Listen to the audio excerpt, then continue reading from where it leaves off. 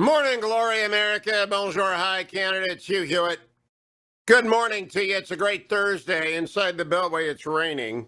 I'm back in Seb Gorka's studio as I continue to work like Christopher Lloyd in Back to the Future on my own studio. All day long, I've got my helmet on and my tours and my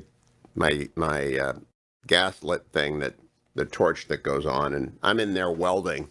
And General Ismail just left me high and dry. He came back here when I was in California and really screwed this thing up. And so I'm rewiring everything all day long. But thank you, Seb, for letting me use your studio twice this week. I've got to tell you, there's a lot to cover this morning. There's a lot to cover. The Republicans told you that the Democrats would be radical, and you did not believe them because of Slow Joe. You thought old, slow Joe Biden was going to be fine, and he just mows you on like Lyndon Johnson or Jack Kennedy. And it turns out he's more radical than anyone on that show. But of course, he only talked to center-left media types in the course of the entire campaign, and the debates were rigged by the Presidential Debate Commission, which has not yet been disbanded, but we ought to be working on disbanding that decrepit, failing institution. And so he got into power without ever taking a position on, for example, court packing or reparations. And House Democrats are moving to expand the Supreme Court with a bill that will expand it from 9 to 13. That's not unconstitutional. They could try that. And I want every Democrat to vote on that. It's got nothing to do with reconciliation, so it can't get through the Senate. But I want every House Democrat to go on record what they are in favor of. Ruth Bader Ginsburg was against it. Stephen Breyer is against it. Every sane person in America is against it because it undermines the rule of law and makes law simple, majoritarian. We'll have a Supreme Court of 540 people before long. We'll just keep expanding it whenever the House changes and the Senate changes and the presidency aligns. They'll just blow through a court packing scheme. It's never happened in the United States before. But these are radical Democrats. Nancy Pelosi's a radical. Joe Biden is a radical, though he's old, slow Joe. He's surrounded by radical. They are hard left. I told you that. You didn't believe me. You didn't like the mean tweets, so you got rid of President Trump. And now you've got, not only that, you've also got Senate reparations. You've got an incoherent healthcare policy, the damage done to the Johnson & Johnson and vaccine rollout I'm going to come back to in a second. And you've got give up and run away in Afghanistan. Now, there is a legitimate difference of opinion on how many people we should have left there and what we should have had at Bagram. You know, Fortress Bagram would have been fine. Air support would have been fine for the Afghan National Police and the Afghan Army. But we're just up and leaving. I saw former National Security Advisor O'Brien on with Larry Kudlow yesterday supporting the decision. I'm not sure about the timeline and certainly not the symbolism of quitting and running away on 9/11. That one, I don't know who cooked that one up entirely. That's like somebody who was anti-war. One of the Code Pink people must be working for Joe Biden to come up with leave on 9/11. We'll talk with people about that today. We've got lots of great guests today. But I thought I would start with the vaccine fiasco, which is now under increasing pressure. Now, I have a great in-law. My son's father-in-law actually knows a lot about the drug process. He worked for big pharma for a long time and processed drugs, and he understands the mindset at the FDA, as does the official toxicologist of the Hugh Hewitt show, a PhD toxicologist who took a half dozen drugs all the way from development to market over a 35-year career. And it's about 7 to 10 years per cycle, except when you have an emergency pandemic sweeping the globe. And then you take extraordinary measures like Donald Trump did with Operation Warp Speed, and you break the rules at the FDA and the CDC. And then you really put your shoulder to getting people to take the vaccine for a variety of reasons. Primarily, we got to get ahead of this and kill it off before it evolves, before it iterates, before it goes through changes, as all viruses do, and adapts to something that the vaccines that we have are insufficient to counter. And we're racing to get the United States vaccinated so it becomes fortress virus, and then to expand that protection to the world. Now, they're not going to be able to get Pfizer in the jungle regions of Brazil. Not going to work. No refrigeration. Not going to work in Uganda. Isn't going to work in Cambodia. You're going to have to take a vaccine there that does not require super refrigeration. Because only the United States and Europe has this kind of infrastructure. And so AstraZeneca and Johnson & Johnson are that drug. And you've got to make sure that people understand how safe they are. So the decision to pause the Johnson & Johnson decision was a catastrophe for worldwide public health. And pretty quickly, when you've got the New York Times and the Washington Post looking at it and reporting with eyes raised, saying, what in the world have they done? You realize that the people running the CDC and all the doctors and all the scientists and all the king's horses and all the king's men can't put together what they broke already. New York Times, Benjamin Mueller. Western warnings tarnish COVID vaccines that the world badly needs. That's the New York Times. Washington Post, CDC vaccine advisors seek more data on rare blood clots before deciding whether to resume Johnson & Johnson shots. Let me tell you right now, they're going to resume the shots. Why? Because the overwhelming calculus of risk factor here for any person with a brain is 1 death in 8 million. With a second person, it could be 2 deaths in 8 million, unless this person recovers, is not a reason to pause a vaccine that could kill off the variants that could kill off millions. Right? We've had millions of people die from COVID around the world. Millions of people die. Millions of people got sick. The cost of COVID is extraordinary. There isn't any debate. We need these vaccines. Thank you, Donald Trump, for doing Operation Warp Speed, doing the guaranteed purchases of Pfizer, which gave them financial guarantees, giving other people startup money, giving other people, I mean, they just threw money at it. They said, all you scientists, refocus, get it done. Operation Warp Speed worked. There are 4 vaccines in the world, 5 if you count the Russia. And props to the Russian scientists and Vladimir Putin for getting that done. Anthony Fauci said on this show, it looks good. The science looks good. Now, New York Times, amid a deep residue of mistrust, American and European cautions on AstraZeneca and Johnson & Johnson risk igniting anti-vaccine fervor in countries that can't afford to be particular. They're not particular. This is not a dangerous drug. This is not. It just isn't. That's crazy to think. They have no idea of risk. So they got the FDA panel together yesterday, according to the Washington Post, and they studied and they said, we'll get back to you. We'll get back to you. They had 7 women between the ages of 18 and 14 developed thrombotic symptoms, most often headaches, 6 to 13 days after vaccination.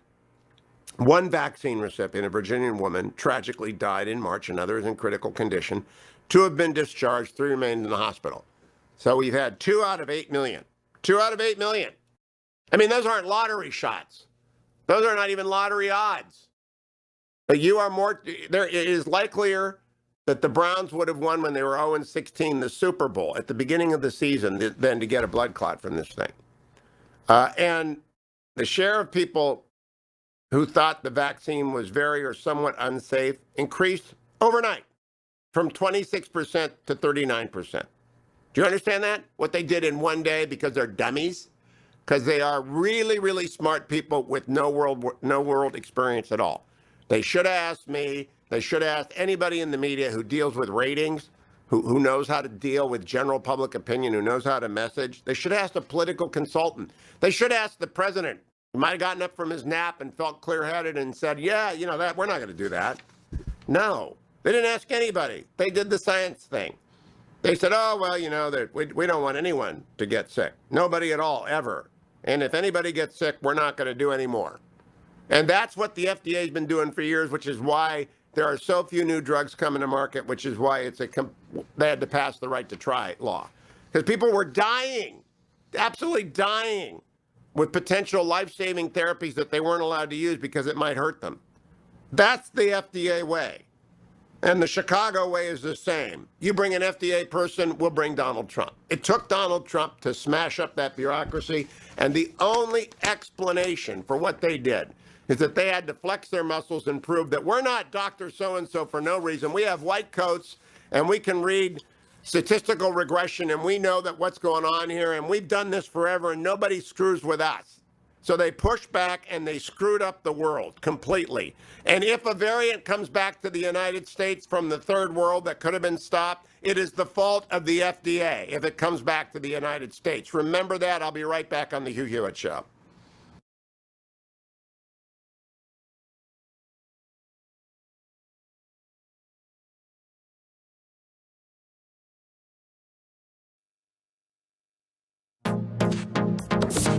Trending now on The Larry Elder Show.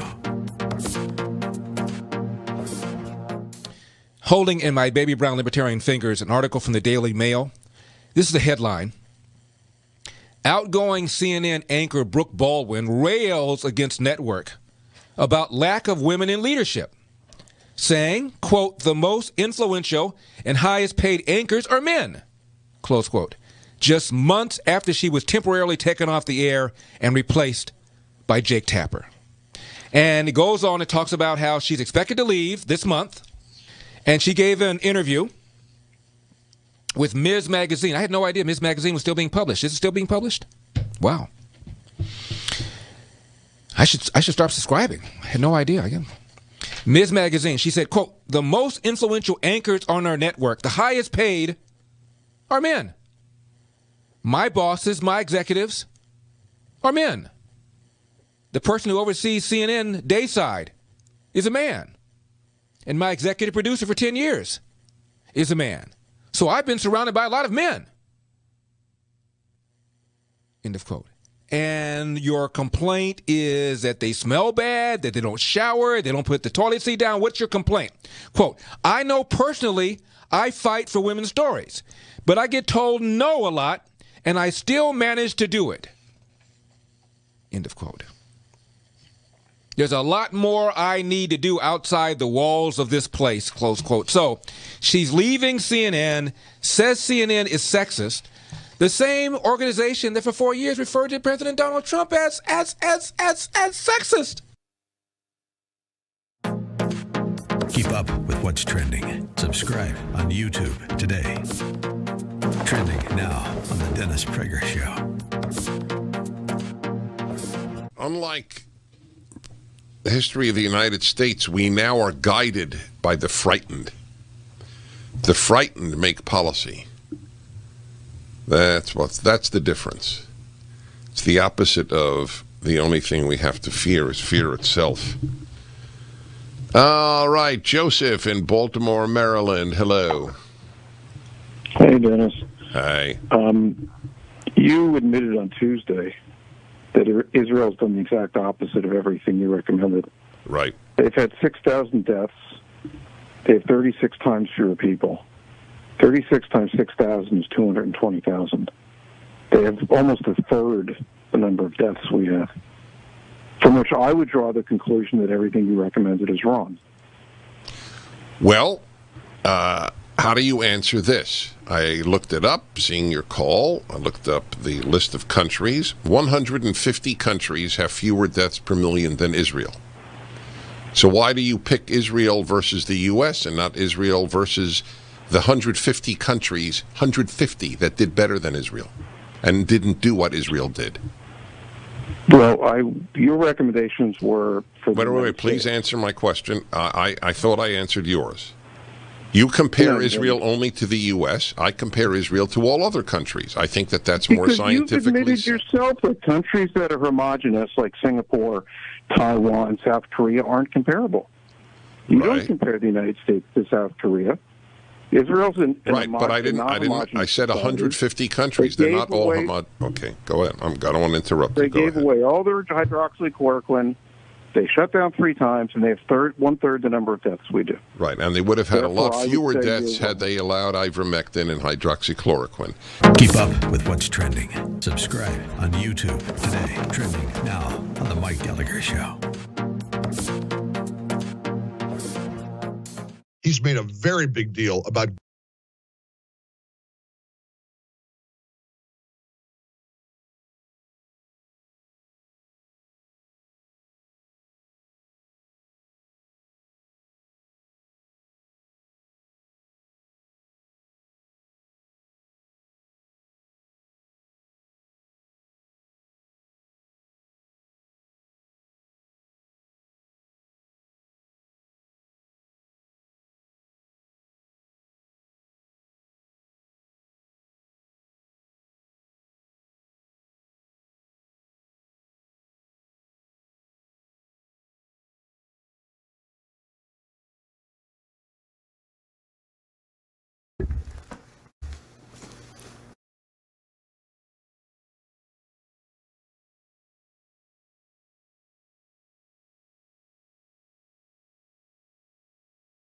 Only song I could ever play on the guitar is this.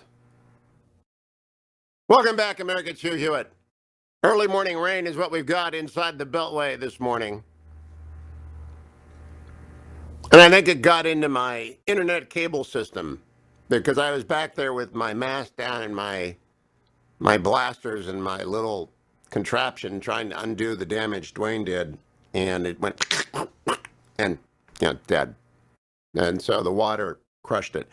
And Dwayne, can you bring up the Dwayne cam, please? I got a question, Dwayne. I'm working with Eli on contacting American Queen Steamboat Company. Yeah. And if people want to go to it's comehome.aqsc.com/Hugh. This is not a listener cruise, right? I'm just trying to talk them into letting me broadcast for a week on a Mississippi River cruise. Now they do the Ohio River too, which would really be Paducah and Chattanooga and Owensburg and Decatur. That's the Ohio River. That's the real deal, right? Now, my question to you, since I do need an engineer, not despite what you've done to my studio in D.C., do you need plumbing on the raft or a screen? Will a screen do, or do you need plumbing on the raft, indoor, a privy or something? I would require at least an outhouse with a half moon on the door. Okay, good. That's it. I think they'll attach that raft. I mean, they're pretty full.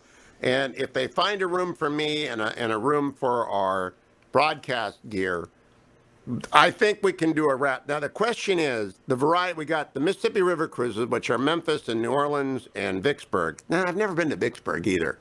And I know the Vicksburg battle pretty well.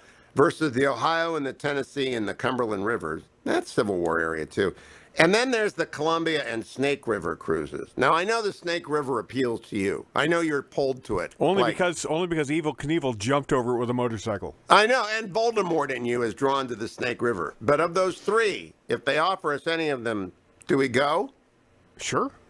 Okay, just wanted to check on your raft. Why would we turn down a cruise? I'm not. I think it's a great promotional opportunity, and they should have us there, and we can float down the river, and once a day we'll pull the raft in, and you can come in and check on the equipment. They don't have a cruise down the Cuyahoga, do they? No. That would be exciting, though.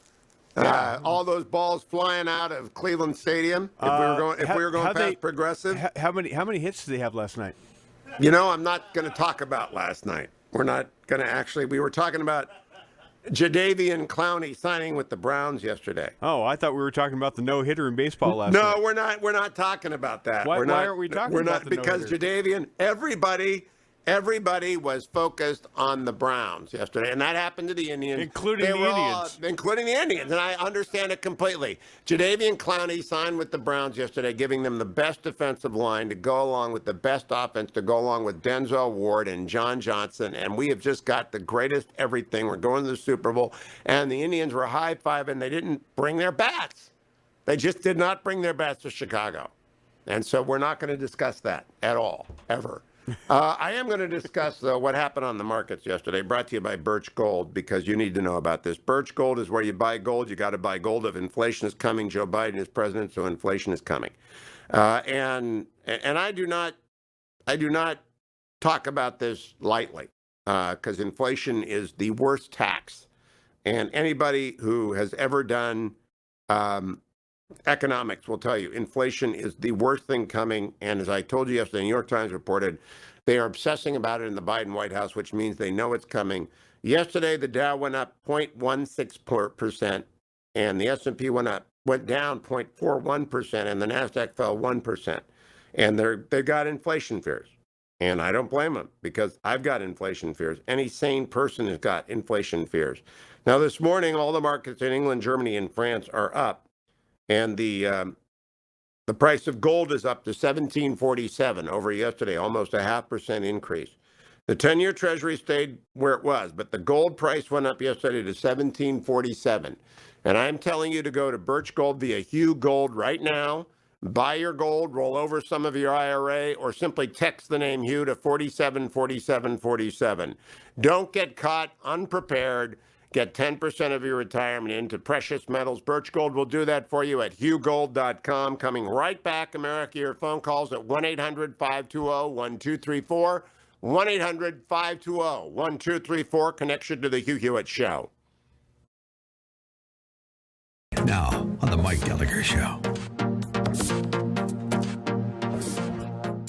He's made a very big deal about ghost guns. Homemade guns, as you said, that cannot be traced. I didn't realize there was a rash of ghost guns used in these high-profile mass killings that Biden referenced. Are these massacres in Charleston and in Colorado and all these terrible scenes? Are those all with people who made their guns at home? No, Mike, you're right. These aren't people who have produced their own firearms in their own homes. We're talking about, in many of these instances, are failures of people to either enact on the laws that are available to them or the authorities who failed to take action when they were supposed to. So if we look at the most recent murders in Boulder, Colorado, we see that Colorado already has red flag laws. We see that the family was already concerned about the mental disturbance of the individual who's accused of these crimes, to the point where they actually took the firearm away from him at one point, and he obviously got that back and committed his heinous crimes.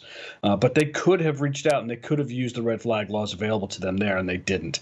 We look at the Pulse nightclub shootings. In fact, the FBI knew about that and they didn't act. In fact, that was a terror attack and was not just an indiscriminate killing at a nightclub. If we look at Marjorie Stoneman Douglas High School, we know that the FBI was warned twice. We know that the city, state, and county officials had been warned over 40 times that there was concerns with this individual, and they never acted upon those.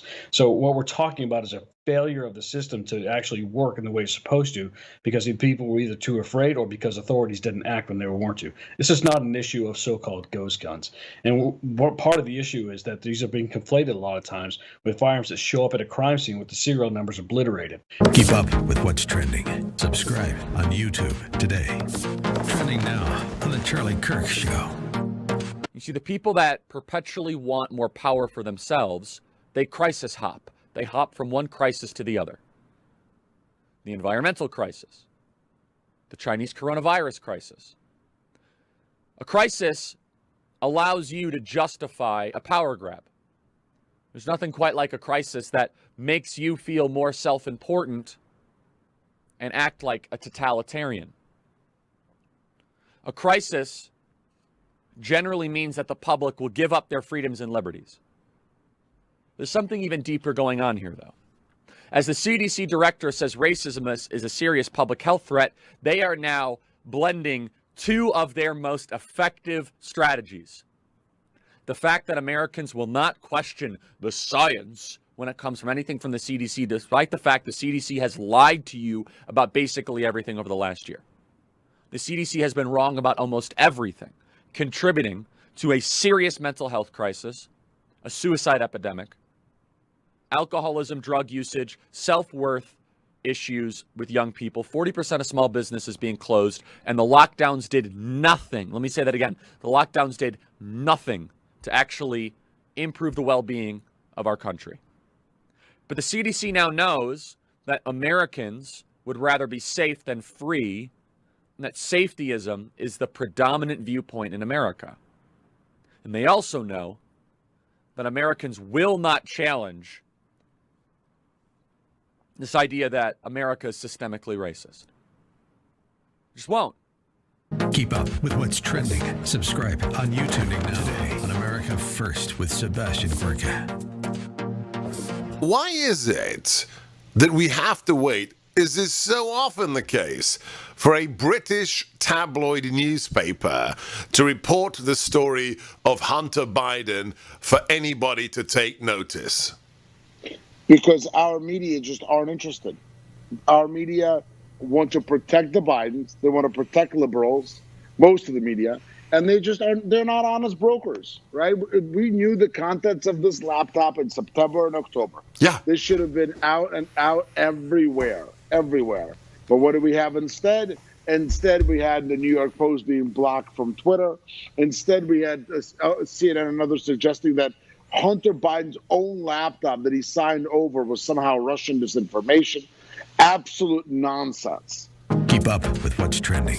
Subscribe on YouTube today. Trending now on The Larry Elder Show. Headline, and I'm quoting.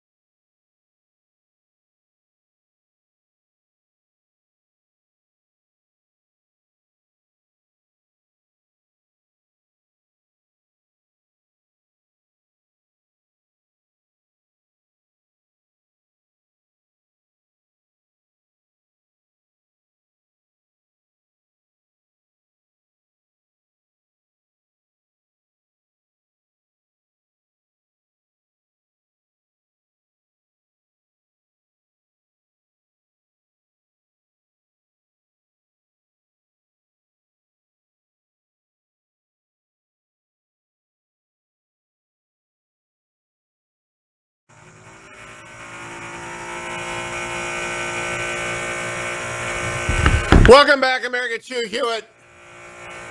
You know, I got to know lots of liberals and lefties when I was an undergraduate years and years ago. And one of them was a guy named John Relman, wonderful lawyer. And then I go to law school at Michigan 2 years later. John was a year behind me at Harvard. And I took 2 years off and went to work for Richard Nixon. And I don't know where John went, but it could have been the Soviet Union. And he's not a radical or anything, he's just lefty. And John came back, and we went to Michigan Law together, and we had a lot of fun together. We watched the 1980 election together, and we both don't remember much about that night for the different reason. My dad had given me, upon going to law school, a bottle of 30-year-old scotch back in the days when I thought scotch was food, to paraphrase the wonderful senator from Wyoming, whose name I can't remember right now, and Alan Simpson. And when the night turned bad for the Democrats, John drank out of sorrow and I drank out of joy. And Ronald Reagan was president. We won the Senate, and it was a great night. But Relman and I, we're old friends. We're old friends. We can give each other a hard time. And we have in between us a couple other lefties, Mark Aaron and Dan Poneman. And I mean, I just know lefties. They're everywhere. And I love them all. They're not rotten. They're just wrong. But John has done great civil rights work forever. So I know civil rights lawyers who've committed their entire life to civil rights law. And I know that they are not necessarily going to be radical in government jobs. They might be. But one of them has been nominated to become the head of the Civil Rights Division. And I would say this, that if you don't want hard left people running the Office of Civil Rights, then you would say Kristen Clark, who is the president and executive director of the National Lawyer Committee for Civil Rights Under the Law, which is as hard left as it gets. You don't want her to be confirmed as the Assistant Attorney General for Civil Rights. Now, there have been some very conservative people to run the Civil Rights Division, like Brad Reynolds back in the day when I was at Justice. And you're never going to expect Merrick Garland and Joe Biden to appoint a conservative. You would expect a liberal or even a leftist, someone like John Relman. But Kristen Clark is way out there. I mean, way out there. So yesterday, they had a hearing for her. And Dick Durbin is chairman. They got Dianne Feinstein to step aside, nudged her out. They're trying to get her to resign so Gavin Newsom can appoint himself and end the recall in California. But Ted Cruz, who's a pretty good lawyer, Ted Cruz, I think he's 9 for 9 in front of the Supreme Court. Ted Cruz tried to ask DOJ's Kristen Clark a few questions, but Dick Durbin threw himself between the witness and the senator, which was unusual, to stop it. Cut number 2. Ms. Clark, you know you're testifying under oath here. Please allow her to. You just said Senator a moment ago. Senator Cruz, please allow her to complete her answers. Well, I'm not going to allow her to filibuster, so I'm going to ask a question. If she wants to answer the question that I asked, she can do so, but I'm not She going should to. be allowed. I hope you'll show respect to the witness and I allow her will to. show respect to every witness, but we also have limited time, as you're aware, and you've been on this committee long enough to know that witnesses In avoiding questions, we'll try to filibuster on different topics. So I'm going to ask questions, and I'm going to expect answers to the questions I ask. And I understand the chairman wants to jump in and defend the witnesses, but that's your prerogative to try to do so. I will defend witnesses on either side and members on either side. We will be respectful in this committee. I hope that all members will. I hope and expect the same standard will be applied to senators on both sides. Now, let's return to, you just said you don't support cutting funds from police. I find that astonishing and, Ms. Clark, frankly, not credible, because I'm holding the article you wrote, and I actually pulled out a highlighter and highlighted the beginning of each paragraph going through. And about midway through, you have a paragraph that says, we must invest less in police and more in social workers. The next paragraph is, we must invest less in police and more in social support to our schools. The next paragraph begins, we must invest less in police and more in mental health aid. 3 paragraphs in your article, you begin with the words, we must invest less in police, and you just told this committee under oath you don't support investing less in police. How do you square those? If I may, Senator, I support the fact that President Biden is committing $300 million new dollars for the COPS program, $300 million new dollars for resources to the police. I wrote that op-ed without having the power of the purse string behind me, and talked about how we can allocate a limited pool of resources in a more effective way. So do you believe you were wrong last year when you called for defunding the police and investing less in the police? It's a poor title chosen by the editor. It's not just the title, it's your text. We must invest less in police. 3 paragraphs, you begin with those words. You wrote those words. Do you agree with those words today? Without the power of the purse string, I wrote those words. But President Biden is committing more resources to police, and I think that's a great thing, Senator. So, you heard Dick Durbin. Now comes Tom Cotton. Again, part of the Harvard Law School caucus in the Senate, and there are many. The Harvard Law School caucus that is running for president includes Cotton and Cruz and Pompeo and DeSantis. 4 Harvard lawyers. I don't know if Josh Hawley's running for president. They're going to let a Yaley run for president, too, a Yale Law School person. Senator Cotton jumps in, cut number 3. Ms. Clark, was Officer Darren Wilson justified when he shot and killed Michael Brown in Ferguson, Missouri in 2014?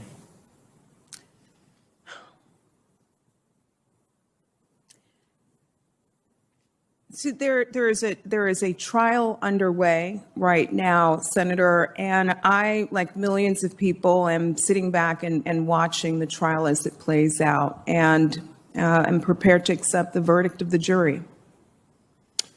In November of 2020, just a few months ago, that was not exactly what you said. You said that on this day, a grand jury chose not to indict Darren Wilson for the killing of Michael Brown. It's a powerful reminder of why we need to make clear that Black Lives Matter. We must demand that the Department of Justice resume pattern practice investigations and expand prosecutions involving police shootings. I would also point out that Eric Holder's Department of Justice in March 2015 conducted an extensive review of Officer Darren Wilson's conduct and concluded that it did not support the filing of criminal charges. They issued an 87-page report that was done under the watch of your fellow nominee, Vanita Gupta, I might add. In fact, there have been 3 separate investigations that have cleared Officer Wilson of wrongdoing. And just last year, however, in June, you sent a letter to Congress in which you described the Michael Brown case as, quote, prosecutorial decisions not to indict police because of impenetrable qualified immunity for police and acquittals based on racism, end quote. Why do you continue, despite all this evidence to the contrary from many of your fellow Democrats, to refuse to take an answer on whether, or take a position on whether Officer Darren Wilson was justified or not in the shooting of Michael Brown? And Senator, if I can, I want to correct my answer. I indicated that there was a trial still going on, which is not the case. So I just want to offer up that correction. I think that in general, there is a need for greater police accountability. There is a bipartisan agreement on this issue. I know that this body did a lot of work last year. Ms. Clark, those are all policy questions, and we'd have that policy debate. But I'm asking you a simple factual question. Was Officer Darren Wilson justified or not in the shooting of Michael Brown in Ferguson, Missouri in 2014? Vanita Gupta has said he was. Eric Holder has said he was. 3 different investigations have said he was. I'm asking you, was he or was he not justified in that shooting? As a private citizen, based on the facts that I know, I'm not privy to the details that the federal government may have been privy to in the course of its investigation. As a private citizen, there is something that feels unfair. And The Department of Justice issued an 87-page report. That's not that's not grand jury sensitive information. That's not secret. It's an 87-page report released by Vanita Gupta when she ran the office that you aspire to lead. It concluded that the shooting was justified. All right. Well, You obviously do not want to take the position that the shooting was justified, despite what Eric Holder and Vanita Gupta have said, given the fact that you won't answer the simple question yes or no. Let's turn to another case, which Jacob Blake. Senator, could you please just allow her opportunity to respond? Could you please stop your pattern of interrupting me repeatedly? This happened the last time we had a hearing. I'm sorry. I will give you you called a vote in violation of this committee's rules. I will give you additional time, but I'd like to give her a chance to complete her answer. I've asked her a simple yes or no question multiple times. She refuses to answer it. Thank you, though, for your input. Dick Durbin is sitting there thinking, what have they done? You know, I didn't know until yesterday that Cotton got on the judiciary. And I talk to Cotton often, like once a week on this show, and the senator from Arkansas keeps me in the dark about many things. And I'm looking at Judiciary Committee, which is like murderer's row for Democratic nominees. I can't wait. You know, Breyer's going to quit. He's going to quit in June. Everybody knows it. He's pretending to give a hard time, but he's going to quit. And then we're going to get a Supreme Court nominee, and we're going to have fun in the summer. And ranking members Chuck Grassley, and he's a gentleman, old school. He doesn't give anyone too hard of a time. Lindsey Graham can be pretty brassy. John Cornyn, former Supreme Court Justice from Texas, he knows what he's doing. Michael Lee is not afraid to bring up the Federalist Papers. Then we get the murderers row. Ben Sass, he's just a Yaley with a lot of history behind him, and he likes to quote the Federalist Papers. Then we get to the middle of the lineup. Josh Hawley, Tom Cotton, and Ted Cruz. Now, John Kennedy and Tom Tillis are good chuckles, and they ask tough questions, and they got good staff. But you put Hawley, Cotton, and Cruz up there, bingo, bango, jingo, jango, and no nominee is going to escape without, it's going to look like Zorro when they're done. Marsha Blackburn bats ninth. All right, so she always gets on base, too. She's coming up next hour. But what's that? What would they used to say? I pity the man. I pity the man. I pity the fool. Yeah, remember Mr. T? I pity the fool. Mr. T. I pity the fool. That's got to go into the Judiciary Committee. When did Cotton get on the Judiciary Committee? That is freaking hilarious. I love that. He's on Senate Intel and Armed Services. He's got the best committee. I think Mitch is trying to keep him in the Senate and trying to persuade him not to run for president.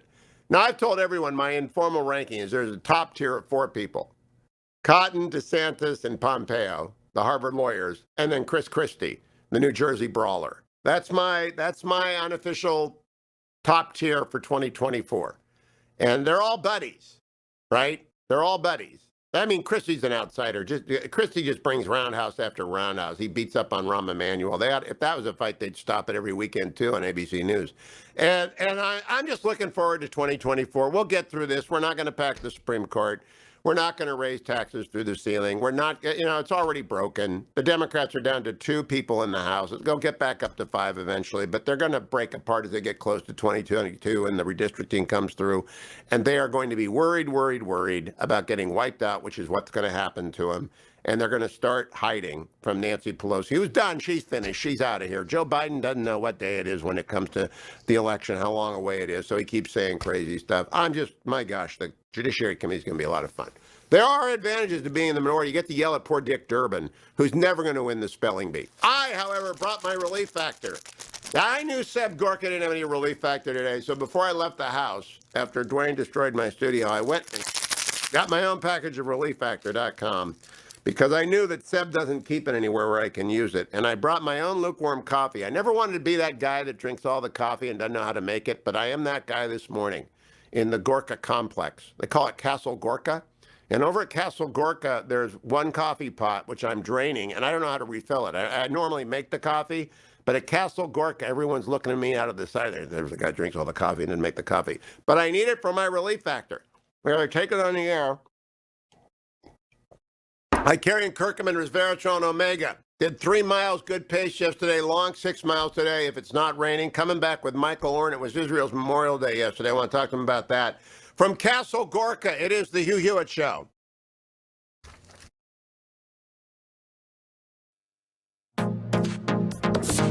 Trending now on the Larry Elder Show. Headline, and I'm quoting, 2 CBS TV executives are fired after one called a black TV anchor just a jive guy, and the other called a female employee an effing idiot. Peter Dunn, president of CBS television stations, and David Friend, senior VP for news at the stations, were ousted on Wednesday. I'm laughing because polls show that 83% of Democrats believe that Donald Trump is a racist. 83%. This guy is calling a black TV anchor just a jive guy while reporting how racist Donald Trump is. Can't make this up. Keep up with what's trending. Subscribe on YouTube today. Trending now on the Dennis Prager Show. Well, if I don't quote the Journal of the American Medical Association to substantiate a point I make, then people like you call up and say you have no scientific basis. So if I quote them, oh, Dennis, you're not honest because you don't always trust them. But if I don't quote them, Dennis, you have no. They said ivermectin was worthless. Yes, and it is to. It will be to their everlasting, death-creating discredit that they did so. That is what I believe. They're a fraud. They're a fraud. In this regard, they have been fraudulent. When they agree with you, then they're no. There are areas I have no. Okay, on this, on ivermectin. Okay, that's right. I believe it's fraudulent. That is exactly correct, my friend. That is right. Just as I did on inanimate objects, spreading the disease. I've turned out right, and I live by it. I'm on ivermectin. Okay, an unbelievably safe thing.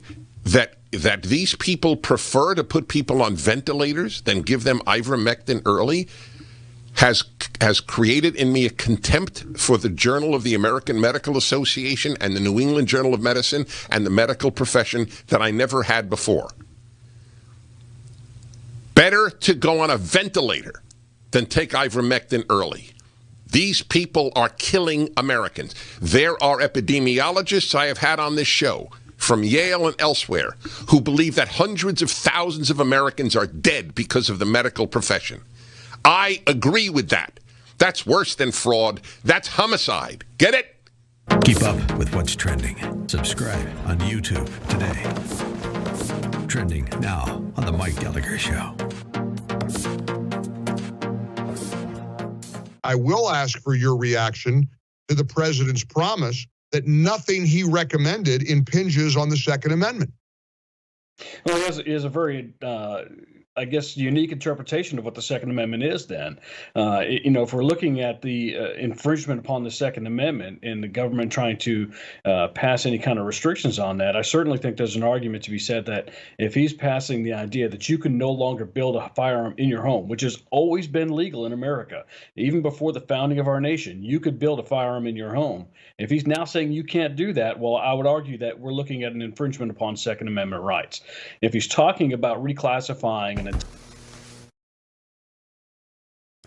Welcome back, America. Whether you know it or not, today is Independence Day in the great state of Israel. I'm joined by Dr. Michael Oren from Israel. Happy Independence Day to you, Dr. Oren, which I just found out follows Memorial Day, and I didn't know that. And so a happy Memorial Day, too. I was touched by some of the ceremonies I saw at the Times for Israel, but this is a big week for you guys. It's a strange custom, but it's one that no Israeli wants to change. So what is it? We go into a Memorial Day. Memorial Day in Israel is not like a Memorial Day in the United States. There's no barbecues. There's no sales. Everyone goes into profound, poignant mourning for 24 hours. There's no programming on TV except programs about fallen soldiers, victims of terror, and many, many ceremonies. And we stand for a siren and memorial twice. And then as the sun goes down, and in Jewish tradition, the next day begins when the sun goes down, you begin celebrating. You go from profound mourning to joy, And what can I say? It's extraordinary. And, Israel is 73 years old. We have a lot to be happy about. We've just come out of Corona. We're the first, fully vaccinated and herd immune country in the world. And yes, our political situation is in a total morass. But other than that, it's looking good. Yeah, Dr. Oren, I was thinking about this last night. Patriotism in Israel is genuine. Anger, political anger is genuine. The media is genuine. I know there's a lot of backroom stuff going on. I want you to fill me in on that. But I do think it's more genuine than the American media state. Now, I don't live bathed in Israeli media, so I don't know if you have the fake news, real news argument. I don't know if you've got left, right, and center media. I don't know if you're just worn out by the media wars as we are in the United States. But it just seems a whole lot more authentic. I don't think I'm qualified for Aliyah. My wife is. She can make Aliyah. Can I come with her? Am I allowed to do that if she makes Aliyah? You are. Okay, it's just checking. It's a whole different thing. There's a poll taken every year, an international poll. What are the most patriotic countries in the world? And there's always two countries that come out totally on top. One is the United States of America, and the other is the state of Israel. Though Israel tends to edge out of the United States in the question, is your country worth fighting for? Interestingly, we come out number one on that. And we have protests here, a big protest, but in the protests, people don't burn the Israeli flag, people fly the Israeli flag. So the protests are also an act of patriotism here. And I think that's a different, certainly from the America we saw last summer. No, I can read Israeli history. It's only 73 years old, unless you count the Zionist movement, but I can read it all day long. Fill me in. Bennett and Netanyahu are behind closed doors a lot. They need Ram to at least let them organize. There's some of the Orthodox who say not now, not ever, never. What's going on? What's the gossip? The gossip is that nothing much going to happen coalition-wise. It's because one of the coalition partners, a party headed by this gentleman with the unpronounceable name of Bezalel Smotrich, he's a little bit to the right of Bennett. His party took an internal poll, and they decided they would not sit with the Muslim extremists of Ram. So that basically throws the whole system into sort of a deadlock.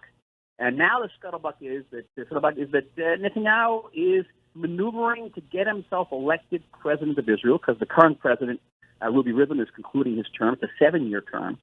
And, I bet a year ago, if you would have asked most Israelis on the left if they would have voted for Bibi to be president, they would have said yes, just to get him out of politics. Now, I'm not so certain. Why? Because the presidency has a lot of respect here. It's like the German presidency. It's a ceremonial job. It's a job that's meant to unite Israelis, not divide Israelis. It's not supposed to be political. And the sense is that Netanyahu will be very, very political, even more so than Shimon Peres. And then he's still facing these corruption charges and what it will look like for the state of Israel to have his president in court several times a week. All right, now I also read, because again, I read obsessively about this because it's like Game of Thrones without the bloodshed.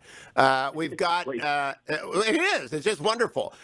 We've got the idea that Saar could be made president, and then that would lose, New Hope? And then you got 6 free agents running around. What about that? That's a possibility, too. That it has been vetted. It's been, raised the possibility to make Saar the president. He'd be a very, very good president, by the way. He would be a uniting figure. There's all this different arithmetic. At the end of the day, if it doesn't come through, we go to another round of elections, and we'll keep going along with elections, I think, as long as Benjamin Netanyahu is the head of the Likud party. So here's my American view of this. I just don't get it. I am a right-winger. I've been a right-winger my whole life. I say that proudly, and they say that proudly in Israel. It means I'm right of center, not crazy. I'm just a right-winger. You got all these right-wingers. You want a right-wing government. You can do free enterprise. You can reform the judiciary. You can get all this stuff done. If somebody swallows their pride and gets the hell out of the way, is that going to happen? Yeah, it's not necessarily a matter of pride. In the case of, say, Smotrich not willing to sit with Islamic extremists. That's right. That's not a matter of pride. That's a matter of ideology. That's not a matter of pride. Yeah. The Sandwich Studio, I think I mentioned on last week's program, about a week and a half ago, a Palestinian Israeli Arab who had killed an Israeli soldier 35 years ago was released from prison. He went back to his village and was hailed as a hero coming home. And members of this Ram extremist party were there to hug him. Now, you can't say to a lot of Israelis, hey, you want to sit in the government with these people? It's very difficult. That's not ego. That's substance. And, but what about the right-wingers? Saar and Bennett and Netanyahu, they've got 60-plus votes. But Tsar hates Bibi. I don't care. There are 8 million Israelis that need free enterprise. Honestly, next week, Oren, you have to explain this to me. Dr. Michael Oren, former ambassador to the United States, former deputy minister of Israel, one of our favorite guests. Thank you, Dr. Oren. Follow him on Twitter at Dr. Michael Oren. Follow me to hour 2 of today's Hugh Hewitt Show.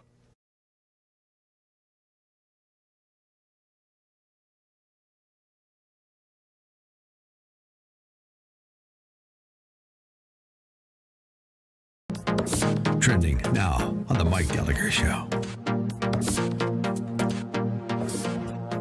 I will ask for your reaction to the president's promise that nothing he recommended impinges on the Second Amendment. Well, it is a very, I guess, unique interpretation of what the Second Amendment is then. If we're looking at the infringement upon the Second Amendment and the government trying to pass any kind of restrictions on that, I certainly think there's an argument to be said that if he's passing the idea that you can no longer build a firearm in your home, which has always been legal in America, even before the founding of our nation, you could build a firearm in your home. If he's now saying you can't do that, well, I would argue that we're looking at an infringement upon Second Amendment rights.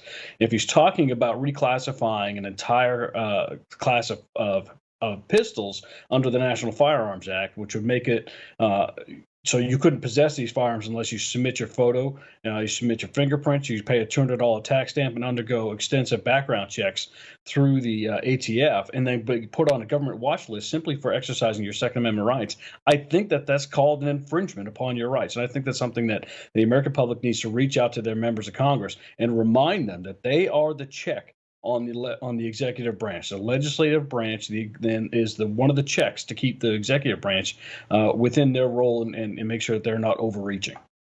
Which is precisely why Biden wants to use executive orders. He wants to do an end around, and he wants to try to avoid the legislative process, because the legislative process is ultimately the way the American people can push back against restrictions, constitutional restrictions like this. Keep up with what's trending. Subscribe on YouTube today. This is Carol Platt-Liebau for townhall.com. Calling new Biden legislation an infrastructure plan is like calling a shark a dolphin. They both may have dorsal fins, but you mistake one for the other at your peril. Don't be fooled. Only 5% of the bill's spending would actually go for roads and bridges, what normal people think of as infrastructure. Add in items like Amtrak and broadband, and you're still only at 30% of the eye-popping total of $2.3 trillion. And you're supposed to pay for all of this with the biggest tax increase since 1968. Here's what's worse. The bill is actually about leftist social engineering. It would end right to work, something the left hates because it guarantees no one can be forced to join a union or pay union dues in order to hold a job.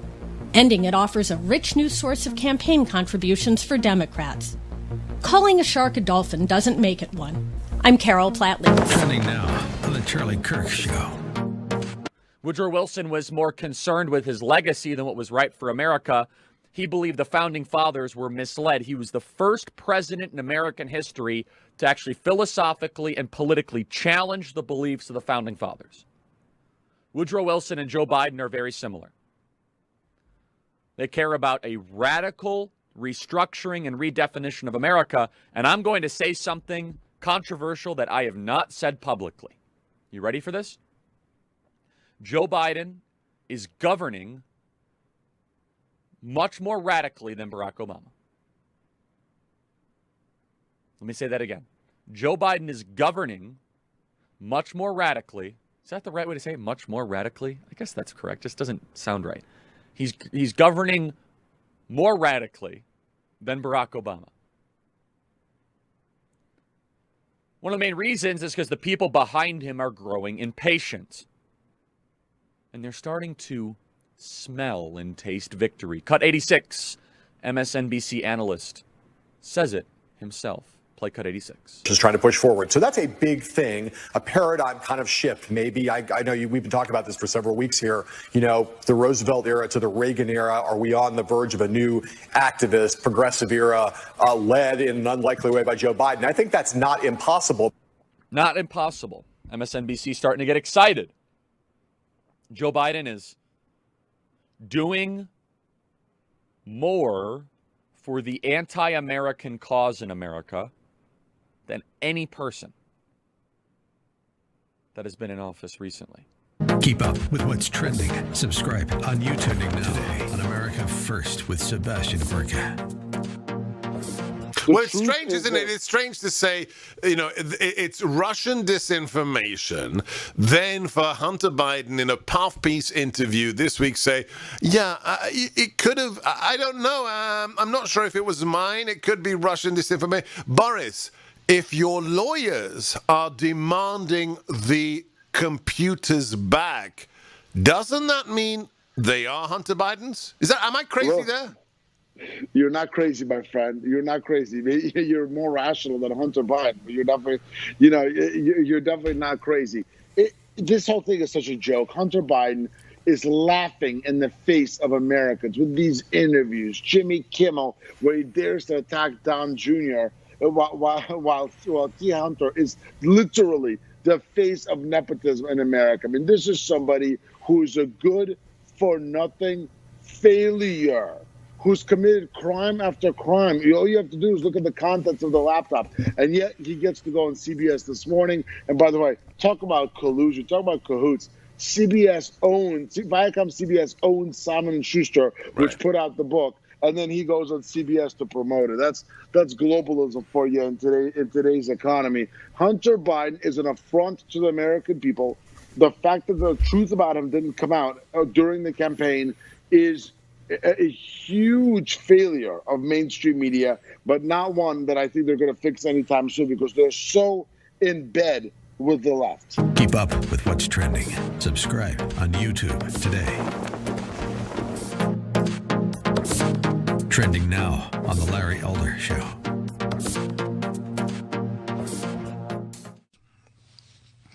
AOC in mid-season form. Remember when she said there's no surge at the border because children are not insurgents? They want to say, what about the surge? Well, first of all, just gut check, stop. Anyone who's using the term surge around you, gut check, stop. Consciously is trying to invoke a militaristic frame. A militaristic frame. Is trying to invoke a militaristic frame. She can sling it, can't she? And that's a problem because this is not a surge. It is not a surge. It is more of a... These are children. Oh, so therefore it's not a surge. And they are not insurgents. Ah, okay. And remember when she had difficulty trying to figure out what a garbage disposal was? I am told this is a garbage disposal. I am told. I don't know who told me. I can't reveal the identity, but a whistleblower told me that this is a garbage disposal. I've never seen a garbage disposal. I've never smelled a garbage disposal. I never had one in any place I've ever lived. I've never fondled one. I don't know what to use it for. I don't know whether or not it's alive. It appears to be motionless, but it might be playing possum. It is hard to say. Or what its purpose is. Like food scraps? Like food scraps? I don't know. Keep up with what's trending. Subscribe on YouTube today. Trending now on The Dennis Prager Show. Joseph in Baltimore, Maryland. Hello. You admitted on Tuesday that Israel's done the exact opposite of everything you recommended. Right. They've had 6,000 deaths. They have 36 times fewer people. 36 times 6,000 is 220,000. They have almost...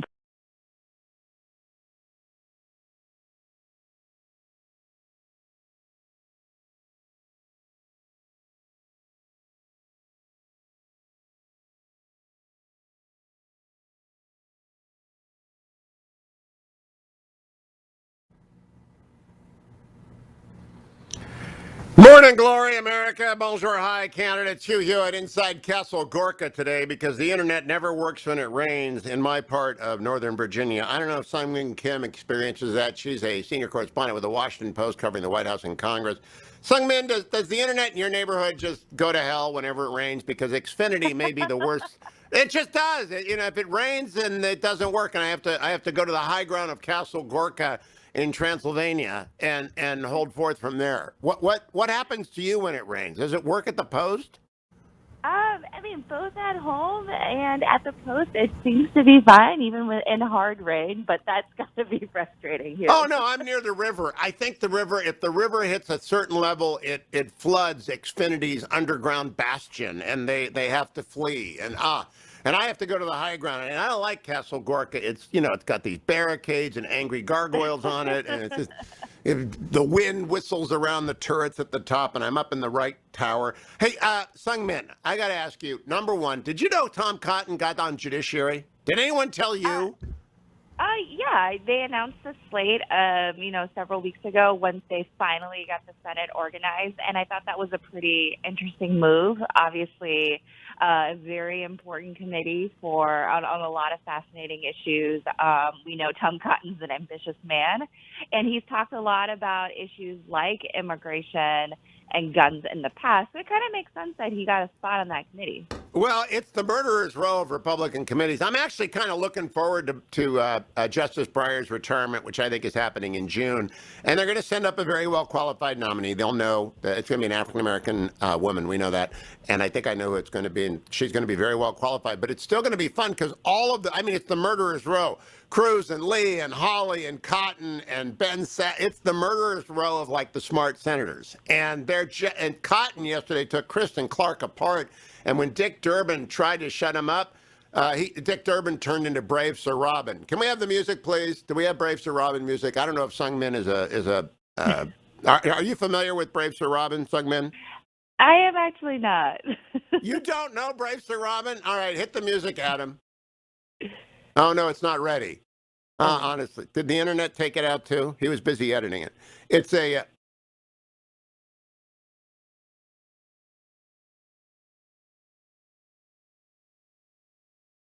You've never heard this, Seung-min?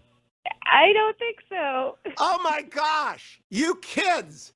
I do not believe half of the cultural references made for people over the age of 60 are to Monty Python and the Holy Grail. Seinfeld accounts for the other half of our cultural references.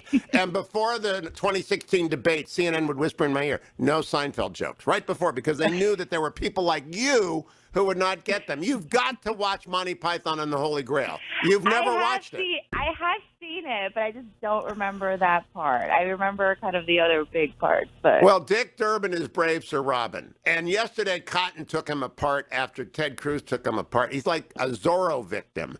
And this is the greatest committee in the world. When do you expect, by the way, a vote on Kristen Clark, their left-wing radical nominee for the Assistant Attorney General for Civil Rights? It won't be for a couple of weeks. As you know, I mean, obviously she just had her confirmation hearing yesterday. There are usually a few days for various paperwork, questions for the record, to come back to the committee. I'm sure Republicans will have several follow-up questions for Kristen Clark. And then just the way the committee works, any one member can delay a vote happening for at least a week. So that means we're at least a couple of weeks out from just a committee vote and maybe perhaps confirmation on the full floor, maybe sometime in May. There will be no Republican who votes for. So the question is whether Manchin and Kristen Sinema and especially Margaret Hassan in New Hampshire and Commander Kelly, Captain Kelly, I always demote him and he's a captain. Senator Kelly in Arizona vote for her and other allegedly centrist, but they're all left-wingers in the Senate. Now, I want to talk about the commission that President Biden put together. And Seung-min, you got this unusual job that puts you at the triangulation of the court and judiciary and the White House. Have you actually walked through the membership and not taken the party line? The party line from the White House is what, a bipartisan commission. Well, I know Jack Goldsmith. Jack Goldsmith is a radio friend of mine, and I admire him and respect him, and I know the other alleged conservatives on there. It is a overwhelmingly left, and I've been teaching con law for 25 years. It is an overwhelmingly left-wing group of people. I mean, it's not even close to the center. It's hard left, and very young and very inexperienced, zero practice experience. I can't say zero. Bob Bauer has been a left-wing warrior forever. Have you done a deep dive into this commission yet? I have not, but that's a fascinating point that you raise, because we always kind of look at a commission as a way of punting, or here in Washington as a way of kind of punting decisions down the road, or when you don't want to have to take an answer on a topic such as, do you support expanding the Supreme Court, which is a question that Biden has faced and obviously has deferred from the base of his party on. But the fact that the makeup of the commission seems to be kind of leading a certain way is an interesting point. Okay, and I expect you to be a good reporter and not commit yourself. When you investigate who these people are, and they're wonderful people, believe me, I think Lawrence Tribe has done great things for the law. He's a hard left-winger. I think Jack Goldsmith has done great things for the law. He's a center-right guy. I'm kind of a Jack Goldsmith guy when it comes to con law. There are no genuine hardcore originalists. If you had the Federalist Society evaluate this commission, they would laugh and laugh and laugh. It's not even close. And Bob Bauer is a political operator. There's no other, he's not a scholar. He's a professor of practice, which means he can't actually get tenured because he doesn't know, he's never done any research in the law or done any teaching. It's just the damnedest thing. And now the House Democrats, even though it's left wing, are not waiting. They're bringing a court packing bill. And I want to know if you've got any reports on when. I want that to get a vote on the House floor like yesterday. I want that voted on immediately to move the court from 9 to 13. Guy Benson's with me on this. Let's get this thing moved to the floor, discharged. When will that get a vote? That's a good question. I mean, this is, Nancy Pelosi, in terms of the House, does not like putting up bills that will make her more moderate members uncomfortable in order to satisfy the base of her party. So if the frontliners in the House are uncomfortable with this, which I suspect they might be, it may never see a vote. But remember, in the Senate, particularly in the Senate, there are ways for parties to force tough votes on another, and that's through the reconciliation, through the budget process. We saw a lot of that several weeks ago when the Senate was taking up the coronavirus relief package. And, as much as Democrats are preaching bipartisanship right now, I think everyone in Washington expects this jobs plan, the $2.25 trillion jobs plan, to go through reconciliation. So you're going to have that big vote-a-rama on the floor. And I would not be surprised if, say a Tom Cotton or someone else on judiciary forces a vote on, legislation that would expand the number of Supreme Court justices from 9 to 13, like these House Democrats and Senator Ed Markey has proposed. And in the House, the Appropriations Committee can offer up in committee votes to defund this commission. It's the old Democratic playbook. When I was back in the Reagan days, I have Karen Tumulty on today to talk about the Reagan days and her fine, excellent new book, The Triumph of Nancy Reagan. You just attach an appropriation rider forbidding any additional funding for the left-wing crazy commission on courts. And the Democrats will either support it or not support it. And on any plan to expand the court, you're able to do it in the House, at least at the committee level.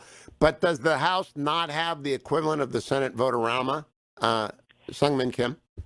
Not quite. Definitely not in the scale and scope and just kind of the freedom for any one member to offer amendments like the Senate vote-a-rama does. Now, what the House can do, what the House minority, in this case House Republicans, can do is offer what's called a motion to recommit on the floor, but that's a specific bill, a specific policy that's decided by leadership. So certainly this is a path that Kevin McCarthy could take on kind of a relevant bill that Democrats are pushing, but it's a much likelier chance, I believe, in the Senate when the process is a lot more free-flowing and all 100 members have the ability to offer something. Very quickly, we've got President Biden sending an unofficial committee to unofficial Taiwan, including former and unofficial Chris Dodd and former and unofficial Rick Armitage and former and unofficial other deputy secretary. It's very unofficial because they got rocked in Anchorage.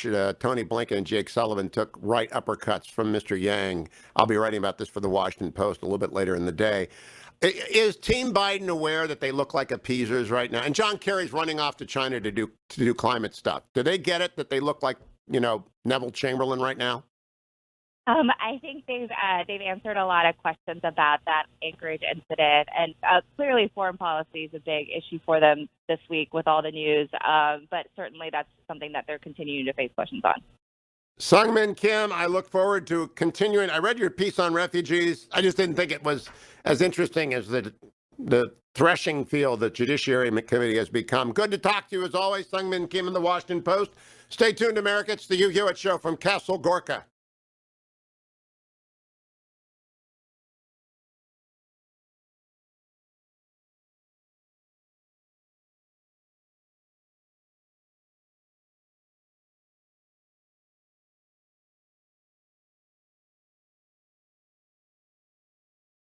On America First with Sebastian Gorka.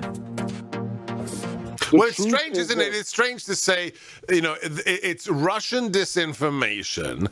Then for Hunter Biden in a puff piece interview this week say, it could have, I don't know. I'm not sure if it was mine. It could be Russian disinformation. Boris, if your lawyers are demanding the computers back, doesn't that mean they are Hunter Biden's? Am I crazy there? You're not crazy, my friend. You're not crazy. You're more rational than Hunter Biden. But you're definitely, you're definitely not crazy. This whole thing is such a joke. Hunter Biden is laughing in the face of Americans with these interviews. Jimmy Kimmel, where he dares to attack Don Jr., while T. Hunter is literally the face of nepotism in America. I mean, this is somebody who's a good-for-nothing failure, who's committed crime after crime. All you have to do is look at the contents of the laptop. And yet he gets to go on CBS this morning. And by the way, talk about collusion, talk about cahoots. Viacom CBS owns Simon & Schuster, which put out the book. And then he goes on CBS to promote it. That's globalism for you in today's economy. Hunter Biden is an affront to the American people. The fact that the truth about him didn't come out during the campaign is a huge failure of mainstream media, but not one that I think they're going to fix anytime soon because they're so in bed with the left. Keep up with what's trending. Subscribe on YouTube today. Trending now on The Larry Elder Show.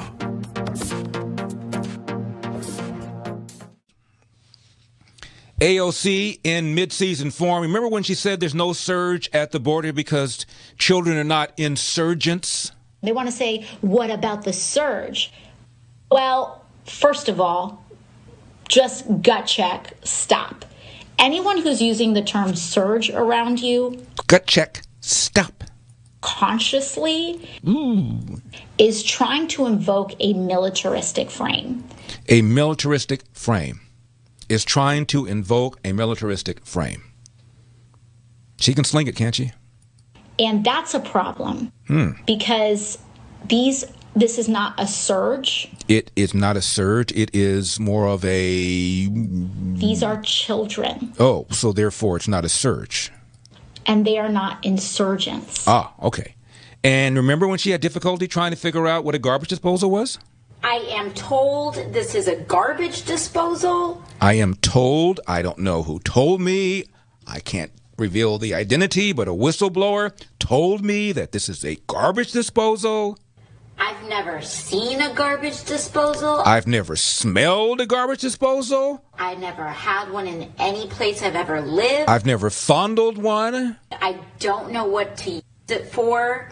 I don't know whether or not it's alive. It appears to be motionless, but it might be playing possum. It is hard to say.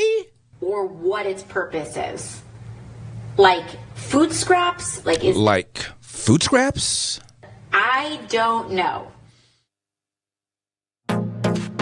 Keep up with what's trending. Subscribe on YouTube today. Trending now on The Dennis Prager Show. Joseph in Baltimore, Maryland. Hello. You admitted on Tuesday that Israel's done the exact opposite of everything you recommended. Right. They've had 6,000 deaths. They have 36 times fewer people. 36 times 6,000 is 220,000. They have almost a third the number of deaths we have.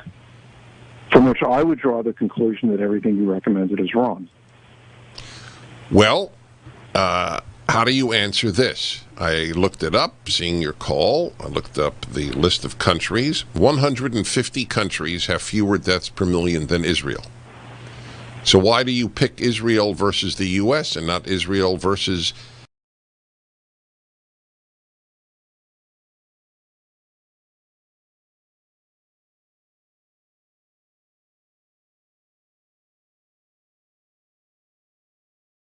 Don't work for infinity.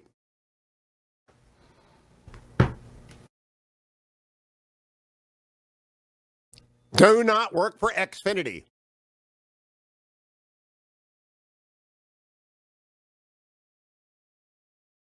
Don't care if your internet's out.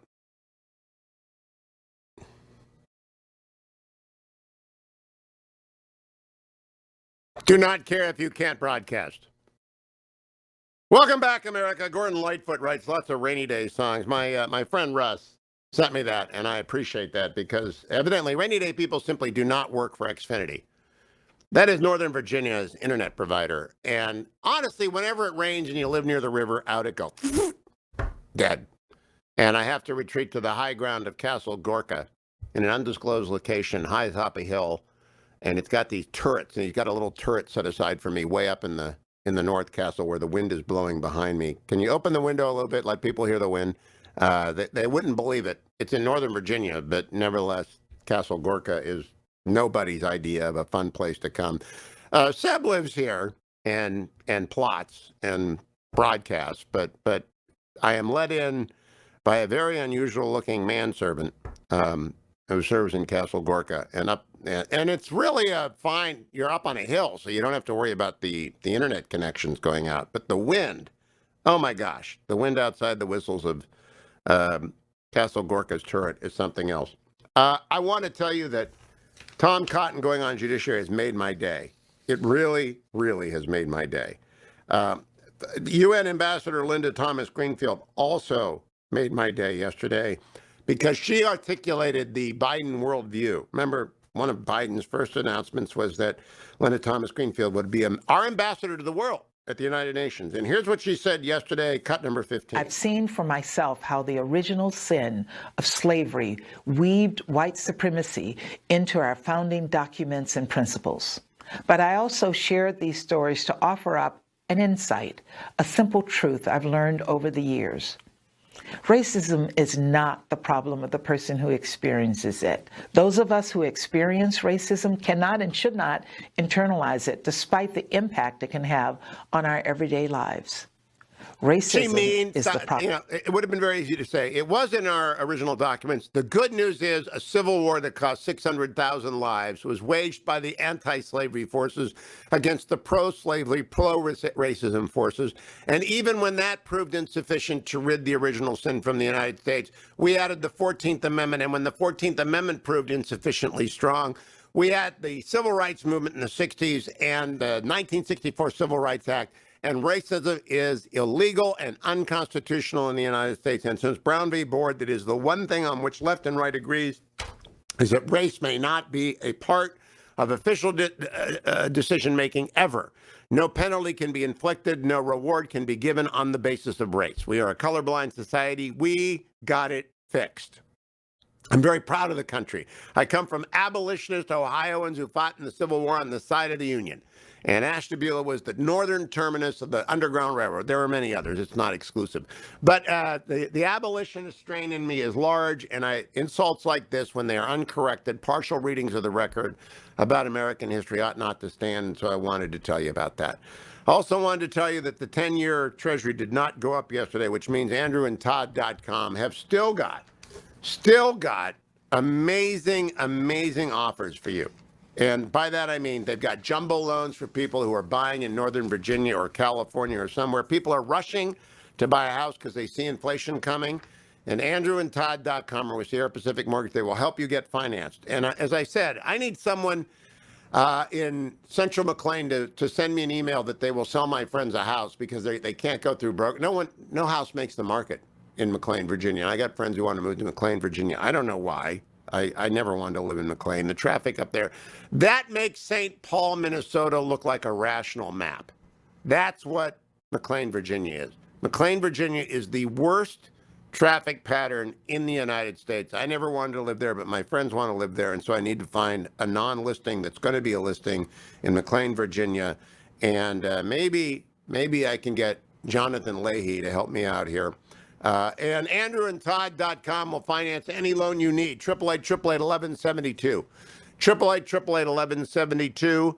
Or go to AndrewandTodd.com. Get lending today. Get a pre-qualification letter. Get a jumbo loan. Get whatever you need for real estate. Come right back. I am joined by Tennessee Senator Marsha Blackburn. We'll be talking about Brave Sir Rob and Dick Durbin when we come back, America. It's the Hugh Hewitt Show. Now on the Mike Gallagher Show. I will ask for your reaction to the president's promise that nothing he recommended impinges on the Second Amendment. If he's passing the idea that you can no longer build a firearm in your home, which has always been legal in America, even before the founding of our nation, you could build a firearm in your home. If he's now saying you can't do that, well, I would argue that we're looking at an infringement upon Second Amendment rights. If he's talking about reclassifying an entire class of pistols under the National Firearms Act, which would make it so you couldn't possess these firearms unless you submit your photo, you submit your fingerprints, you pay a $200 tax stamp and undergo extensive background checks through the ATF, and then be put on a government watch list simply for exercising your Second Amendment rights. I think that that's called an infringement. Keep up with what's trending. Subscribe on YouTube today. Trending now on the Charlie Kirk Show.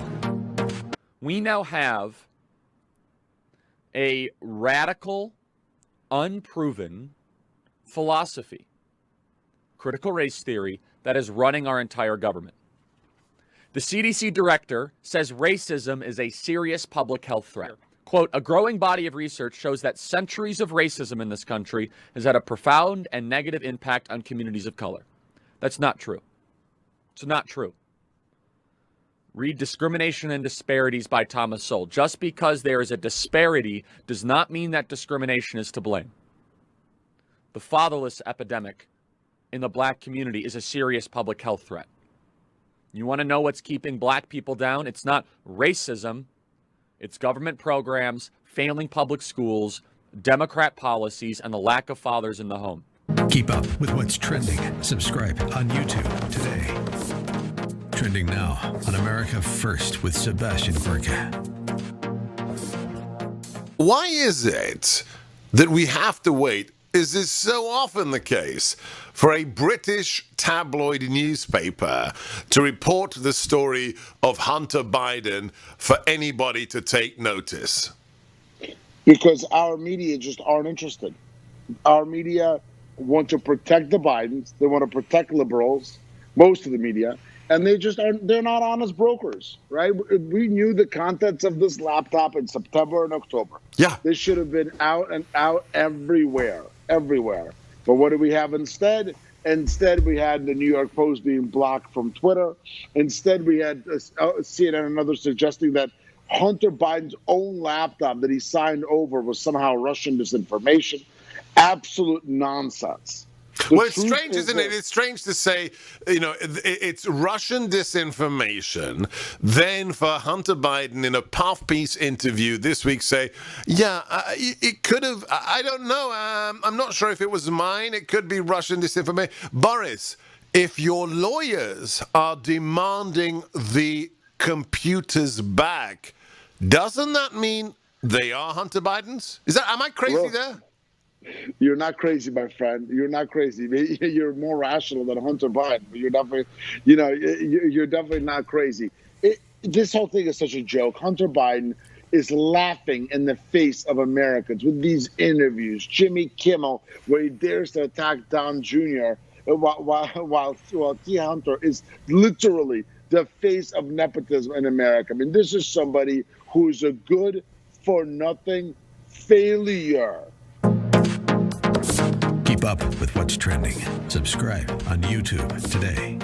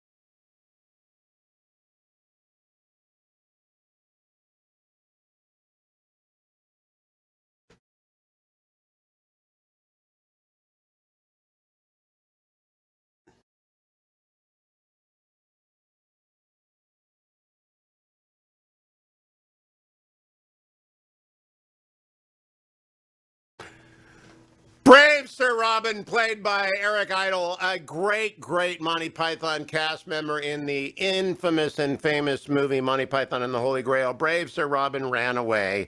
And the brave Sir Robin in the Senate is Dick Durbin, and he chairs the Judiciary Committee, and he tried to get in the way of Ted Cruz and Tom Cotton yesterday, and he ran away. Another member of the committee is Marsha Blackburn, Tennessee's own, and she joins us this morning. Good morning, Senator. How are you? Is Senator Marsha Blackburn with us?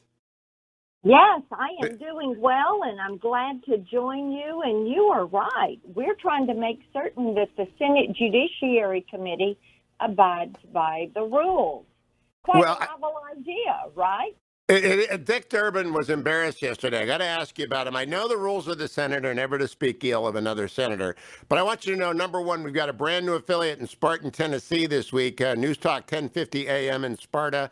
We know that's close to the 40 and serves Nashville as well, and so we're glad to have them on board with us, Senator Blackburn. We've just got all of Tennessee covered. I'm going to have to get a studio down in Nashville, maybe do a little recording. And yeah, but, you know, you saw that yesterday. Dick Durbin had taken over for Senator Feinstein as the chair. and he keeps cutting off the Republicans. How long is that going to go on for? Or Tom Cotton took his head off, but I want him to be like Brave Sir Robin. One of the things that we are doing is pushing the effort for the Senate Judiciary Committee to abide by the rules of the committee. And what had happened was previously during a debate, Dick Durbin cut Tom Cotton off and didn't let him have his say, likewise Tom Tillis, and then moved for the vote. And what we are doing is pushing to make certain that the rules are abided by, that all members are going to be heard. I mean, this is just unbelievable that you would actually have a committee where the members would not be heard. And bear in mind, it's not like the Democrats have a majority of 10 votes in that committee. It is a 50-50 committee, but because of the vice president, a 50-50 Senate is the majority goes to the party of the vice president. Well, we get that, but normally the party of the vice president, normally every senator abides by the rule when they're in the chair. And I have watched for years as Democrats have abused the rules in the minority. Now they're going to abuse the minority in the pseudo-majority that is a 50-50 Senate. And I'm just curious whether, well, I want to get to the substance of Kristen Clark in a second, whether or not the committee is meeting on how to organize resistance to Durbin. Because I think he'll fold. He folds like a chair. He's a beach chair of a chairman. He's Brave Sir Robin. Do you think he's going to fold on this stuff? Well, we don't know. But what we do know is, pardon me, we can develop our game plan, which we are doing. We can challenge, we can push for the Senate Judiciary and indeed all committees to abide by the rules. And you know what, Hugh, that is what we're going to do. What the Democrats are doing, as they know they're going to lose the majority in 2022.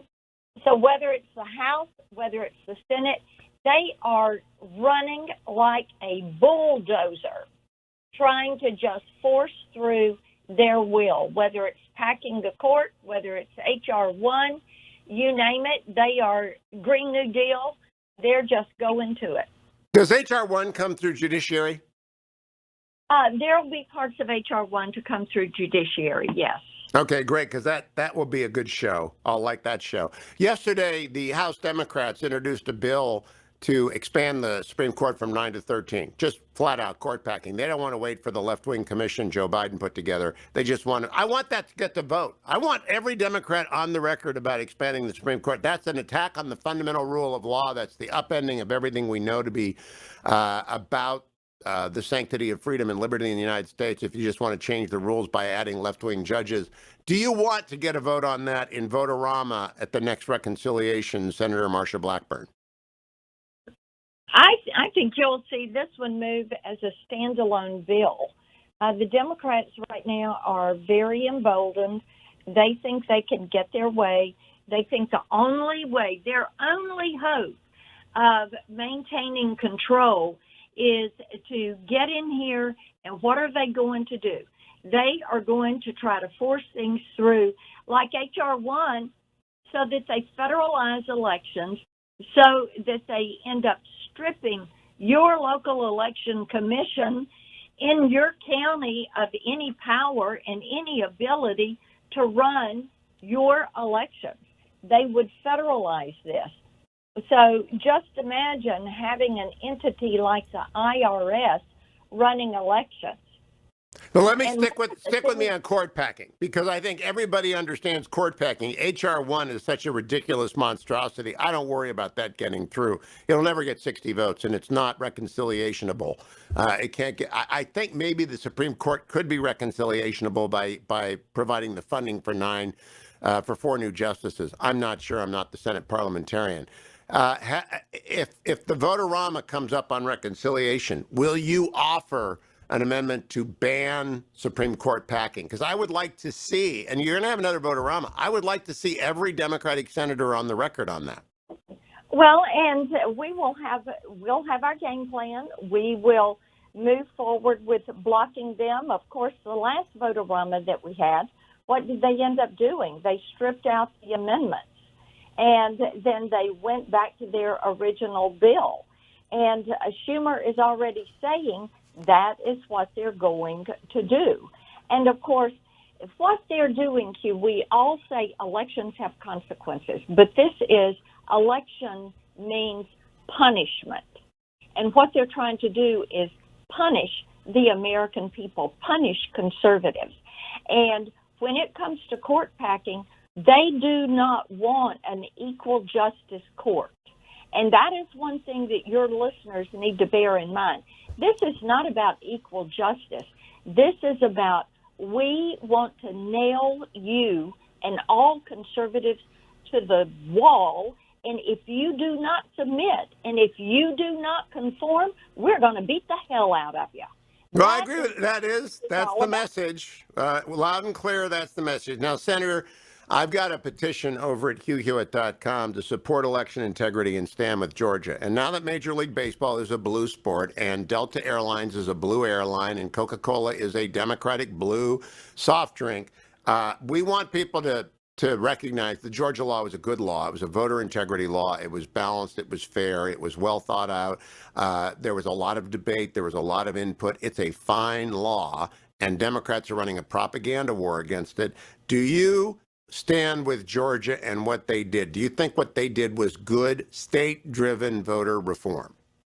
Yes, I think that what Georgia did was to take the steps to make certain that everyone has the opportunity to vote and that all legal votes are counted and included in the process, and that votes that are not legally cast is something that is not going to be counted because we want each person to have their vote and for that vote to be counted. And Hugh, when you look at what happened with Georgia, the clarity that they brought to cleaning up their law, something that they should have done on the front end, not the back end. And then you had, the word is Stacey Abrams kind of led the push to get this out, get the All-Star game out of Georgia and started this. Look at what she is doing to the people of the great state of Georgia. Now, Major League Baseball decided to become a Democratic operative. Okay, so Rob Manfred, their commissioner, decided to line up with the Democrats and make it a Democratic sport. They have an antitrust exemption by act of Congress. I want that revoked. Ted Cruz has brought a bill to do so. That bill. Yeah, there are several of us that are on that bill, yes. And so when does that get a hearing? And because the Democrats don't believe in cartels, they should support you.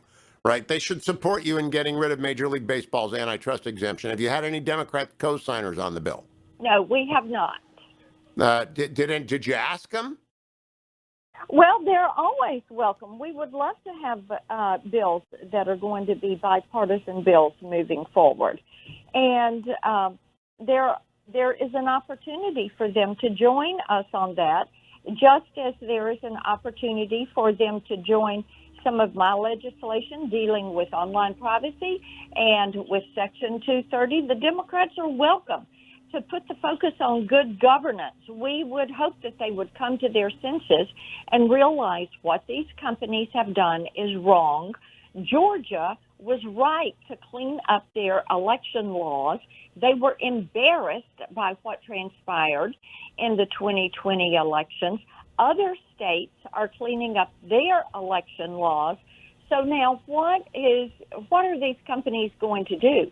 Are they going to say half of our customers, half of our shareholders are center right, so we're just going to throw them to the curb and we're going to go all in with the leftists? The customers are throwing them to the curb. Last question, Senator Blackburn. Yesterday, Jadeveon Clowney made a decision. I think it was a great decision. He decided to leave the Titans and join the Browns. I hope you will agree with me that the free market is a wonderful thing when one of the best defensive ends in football can leave Tennessee and come to Ohio. Well, I think what he'll realize very soon is he's going to have less take-home pay because in Tennessee we have no state income tax. Well, he did. We gave him enough money in Cleveland. You know, I just got to say that the Cleveland front office did a good thing. Senator Blackburn, always good to talk to you. And to the people of Sparta, she's a frequent guest. You'll hear your own senator along with Senator Haggerty often on this show. Thank you, Senator Blackburn. Jadeveon Clowney, I may have to send you some relieffactor.com. The Browns now have the best defensive line in football to go with the best offense in football, and Denzel Ward and John Johnson. And we're working on the other corner. Greedy Williams is going to come back, or we'll pick up I do like the Newsom kid from Northwestern. They all get relieffactor.com if they send me a direct message. I arrange for that to happen. Relieffactor.com assists in the minor aches and pains that come with exercise and practice. And you all ought to be out there exercising. I brought along with me to Castle Gorka this morning the story yesterday from the Telegraph. Consistent inactivity more than doubles the odds of COVID hospitalization, study suggests. I've got that in front if you're watching on YouTube or on my feed on Rumble or eventually on Mike Lindell's new deal. I want you to know that inactivity is the killer. ReliefFactor.com helps you recover from that. Get going. Get to ReliefFactor.com. $19.95 gets you started. I'll be right back with Senator Talent on the Hugh Hewitt Show.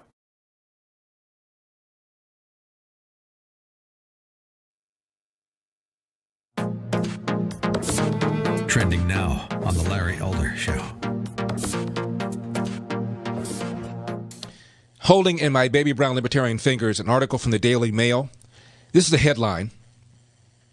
Outgoing CNN anchor Brooke Baldwin rails against network about lack of women in leadership, saying, quote, the most influential and highest paid anchors are men, close quote, just months after she was temporarily taken off the air and replaced by Jake Tapper. And it goes on and talks about how she's expected to leave this month, and she gave an interview with Ms. Magazine. I had no idea Ms. Magazine was still being published. Is it still being published? Wow. I should start subscribing. I had no idea. Again. Ms. Magazine, she said, quote, the most influential anchors on our network, the highest paid, are men. My bosses, my executives, are men. The person who oversees CNN Dayside is a man. And my executive producer for 10 years is a man. So I've been surrounded by a lot of men. End of quote. And your complaint is that they smell bad, that they don't shower, they don't put the toilet seat down. What's your complaint? Quote, I know personally I fight for women's stories, but I get told no a lot, and I still manage to do it. End of quote. There's a lot more I need to do outside the walls of this place, close quote. So she's leaving CNN, says CNN is sexist, the same organization that for 4 years referred to President Donald Trump as sexist. Keep up with what's trending. Subscribe on YouTube today. Trending now on the Dennis Prager Show. Unlike the history of the United States, we now are guided by the frightened. The frightened make policy. That's the difference. It's the opposite of the only thing we have to fear is fear itself. All right, Joseph in Baltimore, Maryland. Hello. Hey, Dennis. Hi.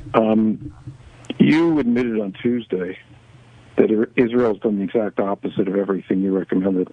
Right. They've had 6,000 deaths. They have 36 times fewer people. 36 times 6,000 is 220,000.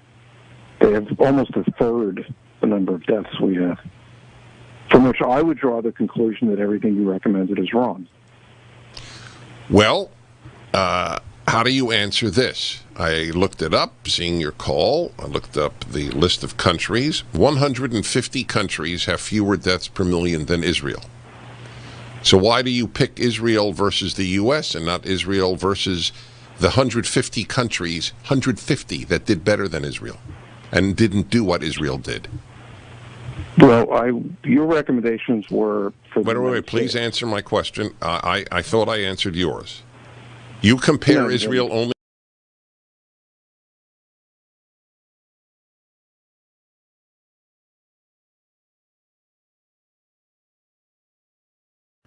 Welcome back, America. It's Hugh Hewitt. Later this morning, the Washington Post will carry a new column by me advocating the jettisoning of strategic ambiguity and a clear declaration from Team Biden that if force is used against Taiwan, we will respond force for force, Navy for Navy, plane for plane, cyber for cyber. And Jim Talent joins me, former senator from Missouri, defense expert. What about strategic ambiguity, Senator Talent? Is it time to jettison that nefarious doctrine? Well, let me set the stage, you, before I get to that question, if I can. Okay. Please. So what we're facing, and I loved your interviews with Stav and Cott. What we're facing in China's near seas, and to a lesser extent in Eastern Europe, is the prospect of strategic failure. And that occurs when, in the face of aggression, the United States has only two options: either to forfeit a vital national interest, such as the integrity of Taiwan, or to fight under very unfavorable circumstances where there's a high prospect either of defeat or unacceptable losses. And that's where we're at. And we are there because deterrence is failing, because as you and I and a few other people have been saying for a number of years, we have allowed our deterrent power in these regions to decline to the point where the aggressors believe, quite plausibly, they can defeat us. So that's where we're at, okay? Yep. Now, what do we do about it? My concern, I don't think the issue is so much the policy, because I think the Chinese are planning on the assumption that we will defend Taiwan. I don't think it's a question where they think we won't, although they know there's a possibility that we won't. The issue is whether we can. And so whatever we do with regard to the policy, we have to take action. And the short-term actions that we need to take is to strengthen deterrence in any way possible in their near seas. Now, unfortunately, because we have not prepared for this, there aren't a whole lot of things we can do, but we can get missile systems within range that can threaten Chinese assets in the event that they actually invade Taiwan, which would require, as you know, a considerable fleet, a lot of shipping, et cetera. So, for example, basing Aegis ashore systems in Taiwan so that we confront them with the prospect of hundreds of short-range missiles that could take out their ships and their planes, mining the strait more, getting longer-range cruise missiles based in the region. I mean, the problem we have here, and Stav is right, of course, we have enormous striking power with the aircraft carriers, but the issue is, can they get within range because of the Chinese ballistic and cruise anti-ship missiles? Okay? Now, I've got a technical question, Senator.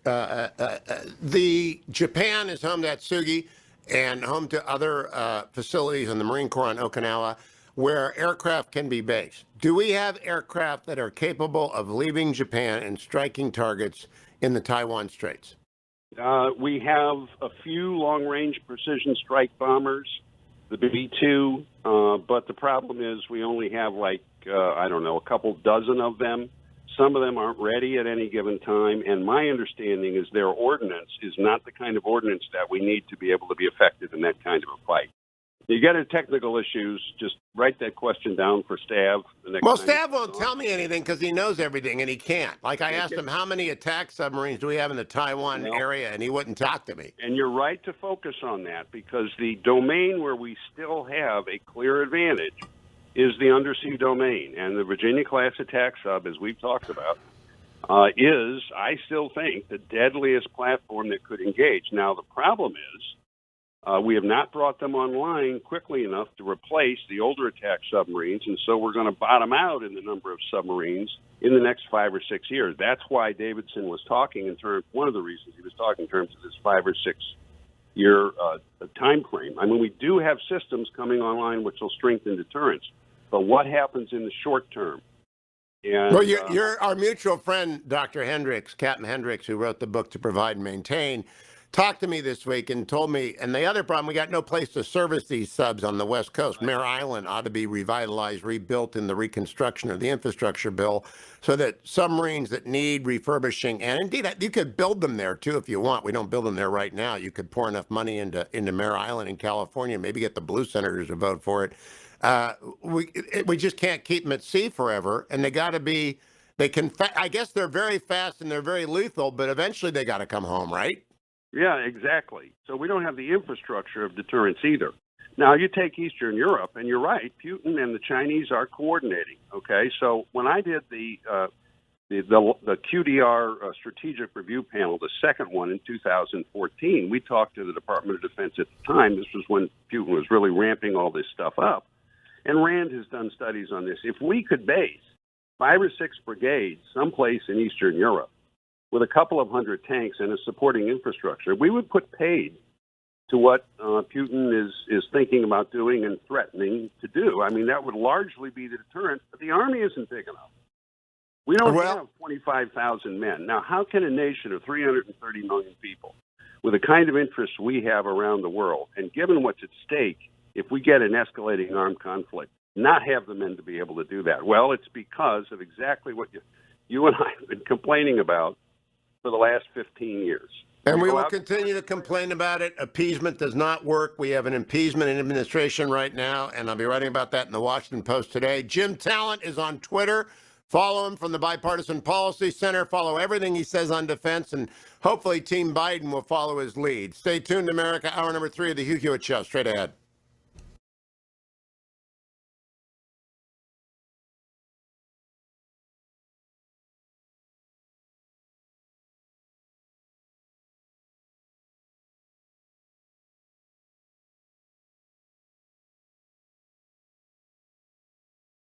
On the Charlie Kirk Show. You see, the people that perpetually want more power for themselves, they crisis hop. They hop from one crisis to the other. The environmental crisis, the Chinese coronavirus crisis. A crisis allows you to justify a power grab. There's nothing quite like a crisis that makes you feel more self-important and act like a totalitarian. A crisis generally means that the public will give up their freedoms and liberties. There's something even deeper going on here, though.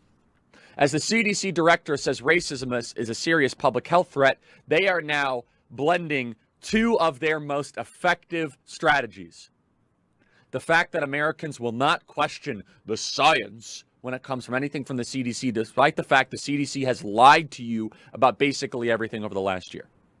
The CDC has been wrong about almost everything, contributing to a serious mental health crisis, a suicide epidemic, alcoholism, drug usage, self-worth issues with young people, 40% of small businesses being closed, and the lockdowns did nothing. Let me say that again. The lockdowns did nothing to actually improve the well-being of our country.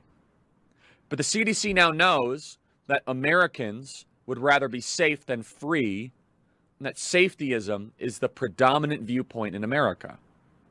And they also know that Americans will not challenge this idea that America is systemically racist. Just won't. Keep up with what's trending. Subscribe on YouTube now on America First with Sebastian Burka.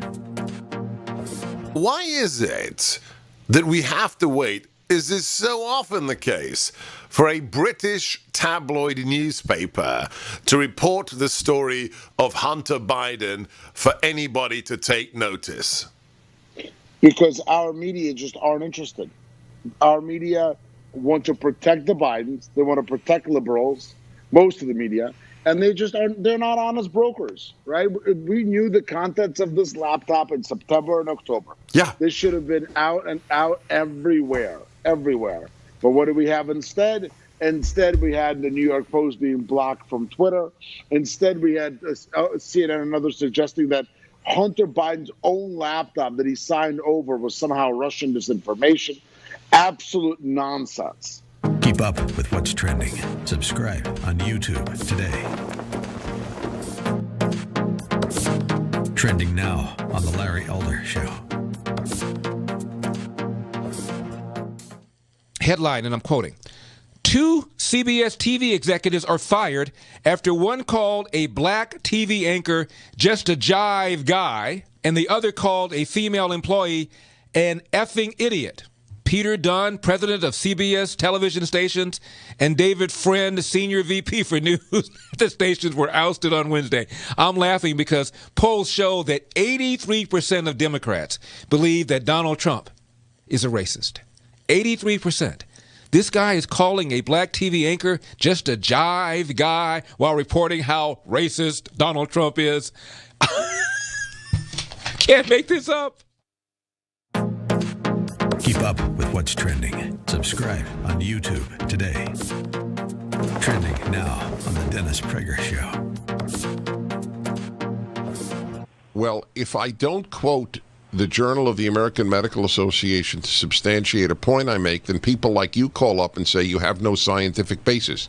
So if I quote them, oh, Dennis, you're not honest because you don't always trust them. But if I don't quote them, Dennis, you have no. They said ivermectin was worthless. Yes, and it will be to their everlasting death-creating discredit that they did so. That is what I believe. They're a fraud. They're a fraud. In this regard, they have been fraudulent. When they agree with you, then they're no. There are areas I have no. Okay, on this, on ivermectin. Okay, that's right. I believe it's fraudulent. That is exactly correct, my friend. That is right. Just as I did on inanimate objects, spreading the disease. I've turned out right, and I live by it. I'm on ivermectin. Okay, an unbelievably safe thing. That these people prefer to put people on ventilators than give them ivermectin early has created in me a contempt for the Journal of the American Medical Association and the New England Journal of Medicine and the medical profession that I never had before. Better to go on a ventilator than take ivermectin early. These people are killing Americans. There are epidemiologists I have had on this show from Yale and elsewhere who believe that hundreds of thousands of Americans are dead because of the medical profession. I agree with that. That's worse than fraud. That's homicide. Get it? Keep up with what's trending. Subscribe on YouTube today. Trending now on The Mike Gallagher Show. I will ask for your reaction to the president's promise that nothing he recommended impinges on the Second Amendment. Well, it is a very, I guess, unique interpretation of what the Second Amendment is then. If we're looking at the infringement upon the Second Amendment and the government trying to pass any kind of restrictions on that, I certainly think there's an argument to be said that if he's passing the idea that you can no longer build a firearm in your home, which has always been legal in America, even before the founding of our nation, you could build a firearm in your home. If he's now saying you can't do that, well, I would argue that we're looking at an infringement upon Second Amendment rights.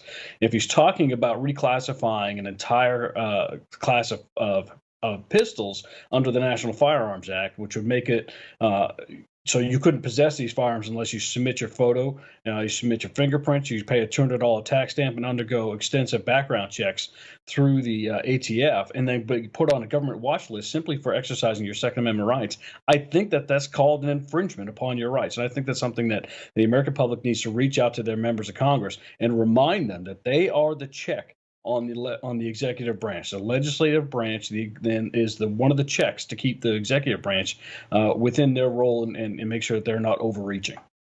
Which is precisely why Biden wants to use executive orders. He wants to do an end around, and he wants to try to avoid the legislative process, because the legislative process is ultimately the way the American people can push back against restrictions, constitutional restrictions like this. Keep up with what's trending. Subscribe on YouTube today. This is Carol Platt-Liebau for townhall.com. Calling new Biden legislation an infrastructure plan is like calling a shark a dolphin. They both may have dorsal fins, but you mistake one for the other at your peril. Don't be fooled. Only 5% of the bill's spending would actually go for roads and bridges, what normal people think of as infrastructure. Add in items like Amtrak and broadband, and you're still only at 30% of the eye-popping total of $2.3 trillion. And you're supposed to pay for all of this with the biggest tax increase since 1968. Here's what's worse. The bill is actually about leftist social engineering. It would end right to work, something the left hates because it guarantees no one can be forced to join a union or pay union dues in order to hold a job.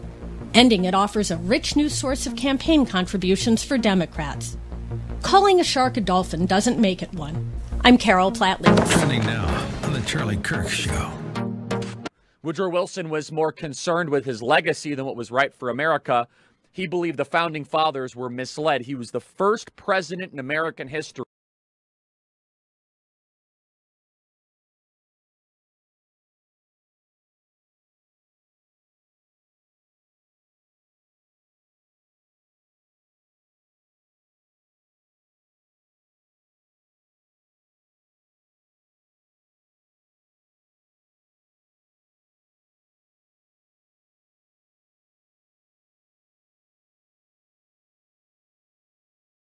Morning glory, America. Bonjour, hi, Canada. Hugh Hewitt inside the Beltway, but I had to retreat from my studio because Xfinity, it always shorts out whenever it rains, and I'm near the river, so I had to retreat to Castle Gorka.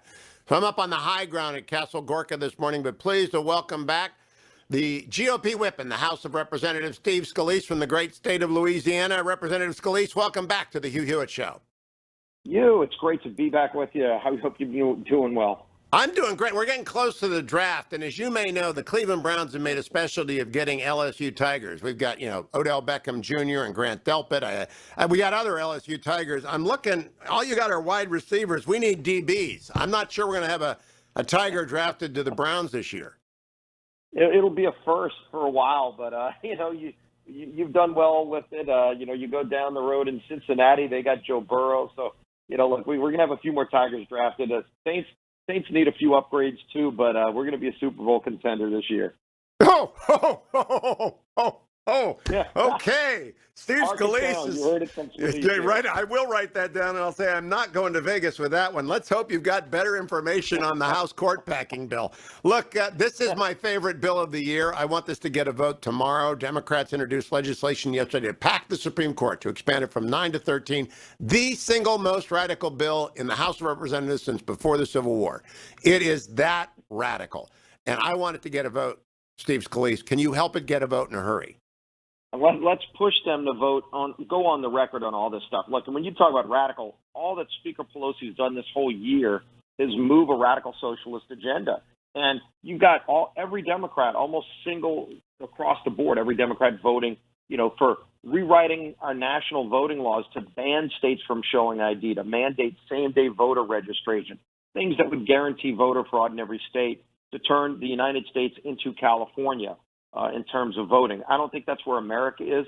They're getting ready to go raise taxes on everybody. The idea that, don't worry, just the millionaires and billionaires are going to pay.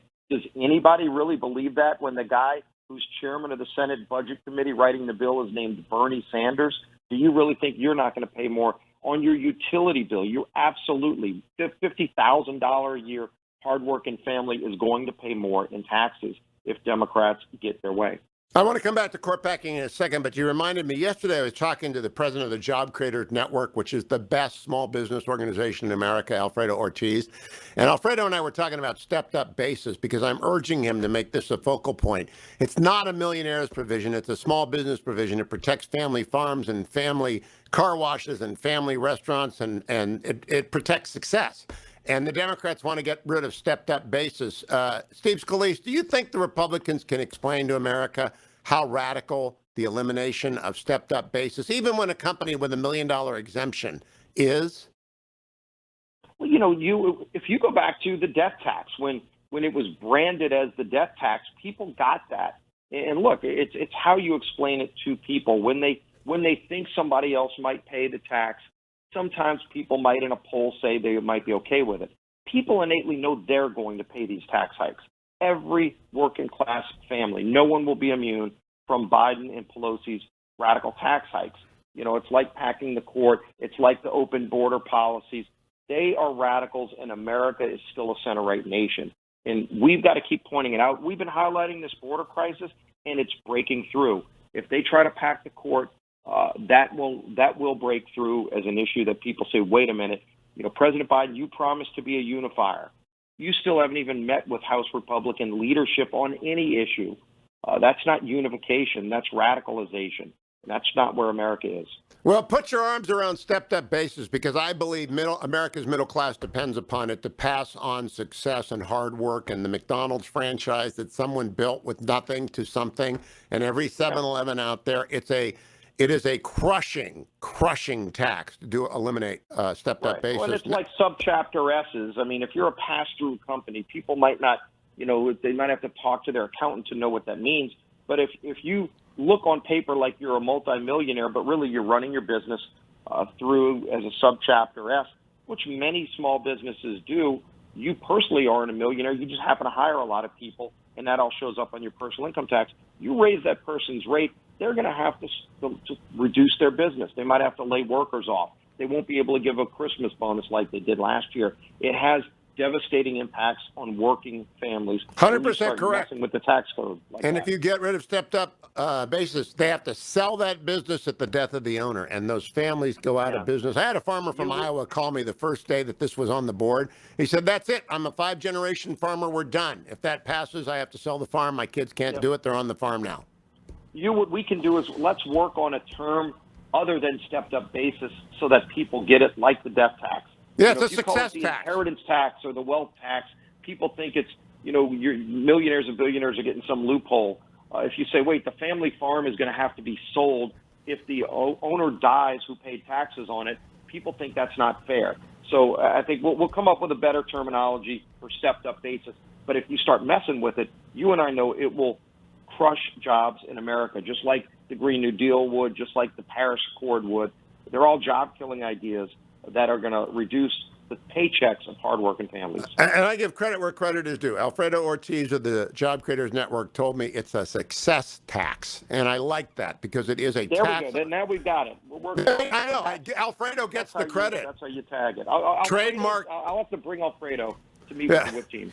Yeah, bring him in. He's Job Creators Alliance. Now, let me talk to you about this Supreme Court packing. It is a nightmare for them. They'll get wiped out in 2022. No American wants to screw around with our rule of law. So how do we get it to a vote? Now, go into the weeds with me, Whip Scalise. This audience is smart.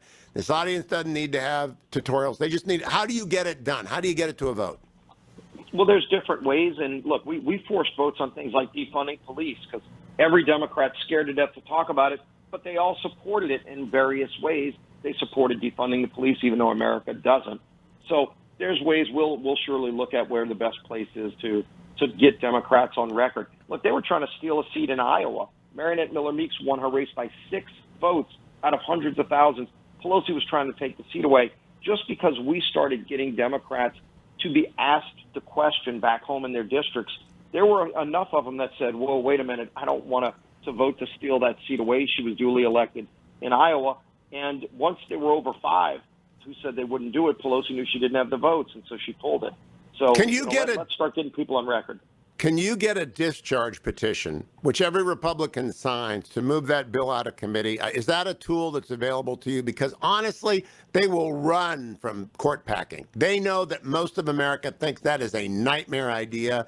Joe Biden knows it's a nightmare idea. Can you discharge petition that Democrat bill to the floor to get a vote on it? Let me go take a look at the best way to highlight it. I will tell you this. Yesterday, as you're talking about discharge, yesterday we broke the record for the history of Congress. Most people to sign a discharge petition on its first day was yesterday on Ann Wagner's Born Alive Act.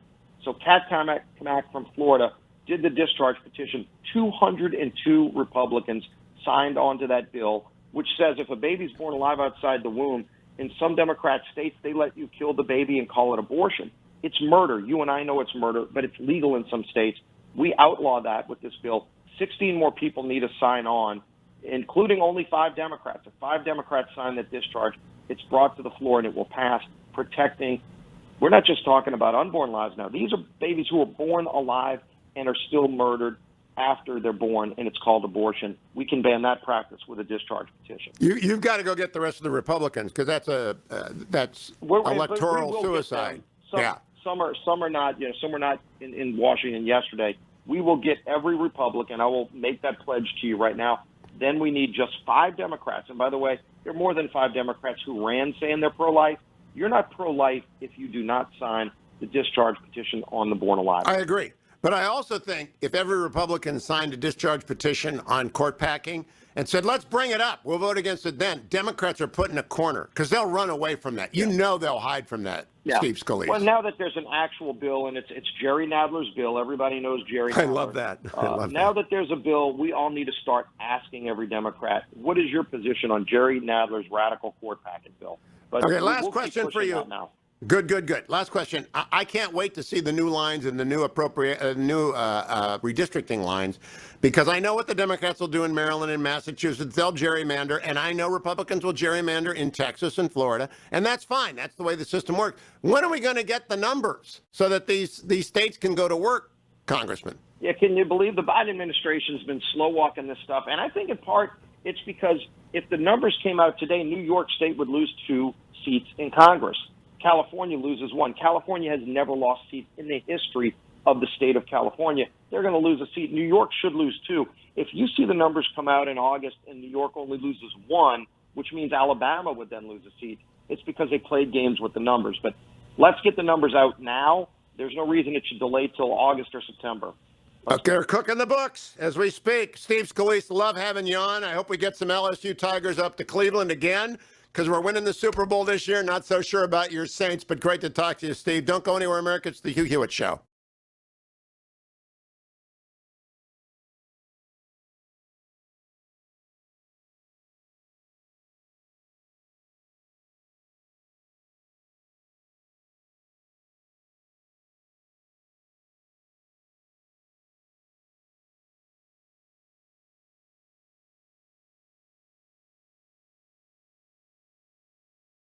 Now on the Mike Gallagher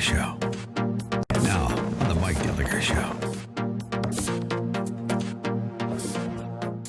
He's made a very big deal about ghost guns, homemade guns. Trending now on the Mike Gallagher Show. I guess, unique interpretation of what the Second Amendment is then. If we're looking at the infringement upon the Second Amendment and the government trying to pass any kind of restrictions on that, I certainly think there's an argument to be said that if he's passing the idea that you can no longer build a firearm in your home, which has always been legal in America, even before the founding of our nation, you could build a firearm in your home. If he's now saying you can't do that, well, I would argue that we're looking at an infringement upon Second Amendment rights. If he's talking about reclassifying an entire class of pistols under the National Firearms Act, which would make it so you couldn't possess these firearms unless you submit your photo, you submit your fingerprints, you pay a $200 tax stamp and undergo extensive background checks through the ATF, and then be put on a government watch list simply for exercising your Second Amendment rights. I think that that's called an infringement upon your rights. And I think that's something that the American public needs to reach out to their members of Congress and remind them that they are the check on the executive branch. The legislative branch then is one of the checks to keep the executive branch within their role and make sure that they're not overreaching. Which is precisely why Biden wants to use executive orders. He wants to do an end around, and he wants to try to avoid the legislative process, because the legislative process is ultimately the way the American people can push back against restrictions, constitutional restrictions like this. Keep up with what's trending. Subscribe on YouTube today. This is Carol Platt-Liebau for townhall.com. Calling new Biden legislation an infrastructure plan is like calling a shark a dolphin. They both may have dorsal fins, but you mistake one for the other at your peril. Don't be fooled. Only 5% of the bill's spending would actually go for roads and bridges, what normal people think of as infrastructure. Add in items like Amtrak and broadband, and you're still only at 30% of the eye-popping total of $2.3 trillion. And you're supposed to pay for all of this with the biggest tax increase since 1968. Here's what's worse. The bill is actually about leftist social engineering. It would end right to work, something the left hates because it guarantees no one can be forced to join a union or pay union dues in order to hold a job. Ending it offers a rich new source of campaign contributions for Democrats. Calling a shark a dolphin doesn't make it one. I'm Carol Platt. Trending now on the Charlie Kirk Show. Woodrow Wilson was more concerned with his legacy than what was right for America. he believed the founding fathers were misled. He was the first president in American history to actually philosophically and politically challenge the beliefs of the founding fathers. Woodrow Wilson and Joe Biden are very similar. They care about a radical restructuring and redefinition of America, and I'm going to say something controversial that I have not said publicly. You ready for this? Joe Biden is governing much more radically than Barack Obama. Let me say that again. Joe Biden is governing much more radically. Is that the right way to say it? Much more radically? I guess that's correct. Just doesn't sound right. He's governing more radically than Barack Obama. One of the main reasons is because the people behind him are growing impatient. And they're starting to smell and taste victory. Cut 86, MSNBC analyst, says it himself. Play Cut 86. Just trying to push forward. So that's a big thing, a paradigm kind of shift. Maybe, I know we've been talking about this for several weeks here, the Roosevelt era to the Reagan era. Are we on the verge of a new activist, progressive era led in an unlikely way?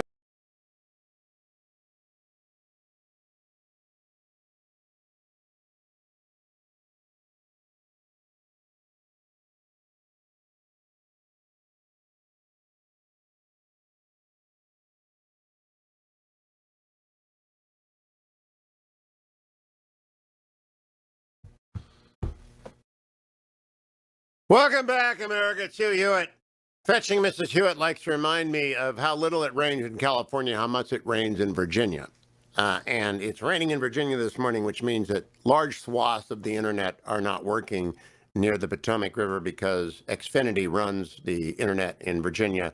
And apparently they built everything close to the banks of the Potomac, so they flood. So I'm in Castle Gorka this morning, if you're watching on my YouTube channel or over at Rumble, where we put this, or at HughHewitt.com or at the Universe.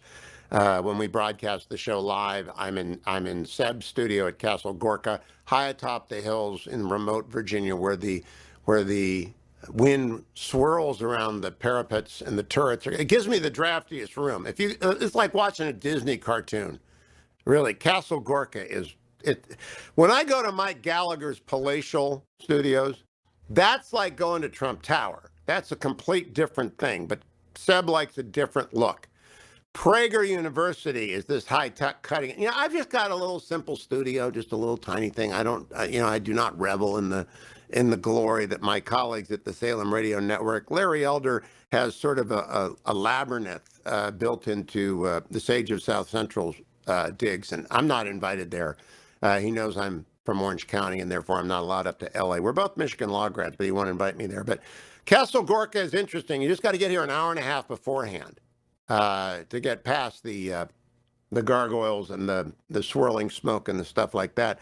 Let me check the markets, brought to you by AndrewandTodd.com. Yesterday was a bad day on the markets, but this morning overseas, Germany is up by 0.19%. France is up by 0.37%. England is up more than 0.5%. I do not know what will happen in the United States. I never give you a hint. I do not predict. I'm not a prophet nor the son of a prophet. But I do know that gold's at $17.49 and the 10-year Treasury, which is the interest rate on which all other interest rates are based, is at 1.63%. It's kind of stabilized in the 1.6 to 1.7 range because the Fed has said no matter what it takes, we're not going to let it rise, which means inflation will build up in other places like home prices. So if you're going to buy a house, you're going to have to get ahead of everybody else. Every part of the United States is impacted by this. Low interest rates, low supply means high demand and high prices. You are not going to win. You're not going to wander in and say, I'll get back to you. The house will be gone. It'll be gone, gone, gone. You have to walk in with a letter from AndrewandTodd.com, decide whether or not you like the house. Some people are buying them without even visiting it, and show them the letter that you're pre-qualified that says I can get a 30-year loan and I will put 20% down or 10% down or more than that if you can. The more down you can put, the better off you are. Great jumbo loans are now available. Those were gone for a while. People couldn't get anything above the Fannie and Freddie conventional conforming loan. Now Andrew and Todd, again, Sierra Pacific, direct lender. They do not, they don't go to another bank. They just lend you the money. They have great underwriting. They have great teams of people to get it done, but you got to call 888-888-1172, 888-888-1172. I was reading a Washington Post story on Jeremy Barr attack on Tucker Carlson. Now, Jeremy does not write the headline.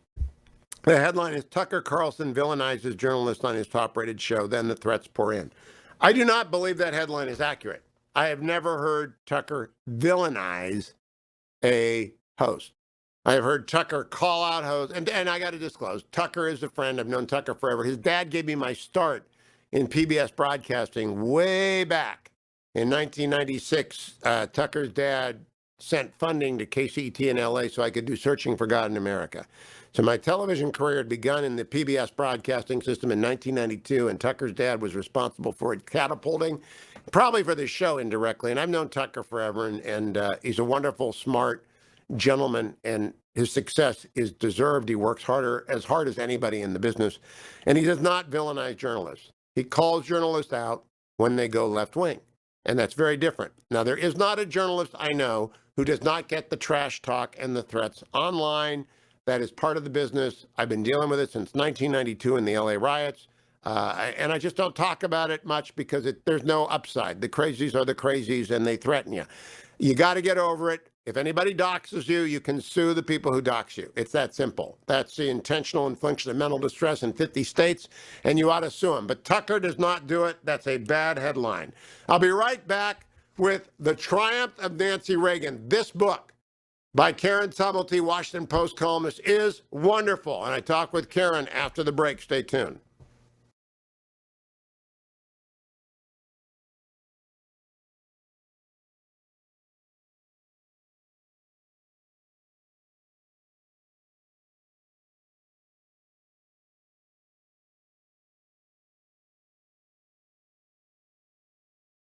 On the Charlie Kirk Show.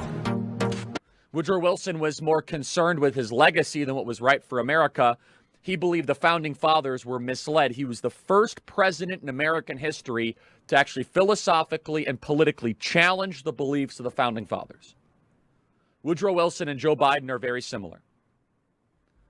They care about a radical restructuring and redefinition of America, and I'm going to say something controversial that I have not said publicly. You ready for this? Joe Biden is governing much more radically than Barack Obama. Let me say that again. Joe Biden is governing much more radically. Is that the right way to say it? Much more radically? I guess that's correct. Just doesn't sound right. He's governing more radically than Barack Obama. One of the main reasons is because the people behind him are growing impatient. And they're starting to smell and taste victory. Cut 86, MSNBC analyst, says it himself. Play Cut 86. Just trying to push forward. So that's a big thing, a paradigm kind of shift. Maybe, I know we've been talking about this for several weeks here, the Roosevelt era to the Reagan era. Are we on the verge of a new activist, progressive era led in an unlikely way by Joe Biden? I think that's not impossible. Not impossible. MSNBC starting to get excited. Joe Biden is doing more for the anti-American cause in America than any person that has been in office recently. Keep up with what's trending. Subscribe on YouTube today on America First with Sebastian Gorka. Well, it's strange, isn't it? It's strange to say, it's Russian disinformation. Then for Hunter Biden in a puff piece interview this week say, it could have, I don't know. I'm not sure if it was mine. It could be Russian disinformation. Boris, if your lawyers are demanding the computers back, doesn't that mean they are Hunter Biden's? Am I crazy there? You're not crazy, my friend. You're not crazy. You're more rational than Hunter Biden. You're definitely, you're definitely not crazy. This whole thing is such a joke. Hunter Biden is laughing in the face of Americans with these interviews. Jimmy Kimmel, where he dares to attack Don Jr., while T. Hunter is literally the face of nepotism in America. I mean, this is somebody who is a good-for-nothing failure who's committed crime after crime. All you have to do is look at the contents of the laptop, and yet he gets to go on CBS this morning. And by the way, talk about collusion, talk about cahoots. Viacom CBS owns Simon & Schuster, which put out the book, and then he goes on CBS to promote it. That's globalism for you in today's economy. Hunter Biden is an affront to the American people. The fact that the truth about him didn't come out during the campaign is a huge failure of mainstream media, but not one that I think they're going to fix anytime soon because they're so in bed with the left. Keep up with what's trending. Subscribe on YouTube today. Trending now on The Larry Elder Show.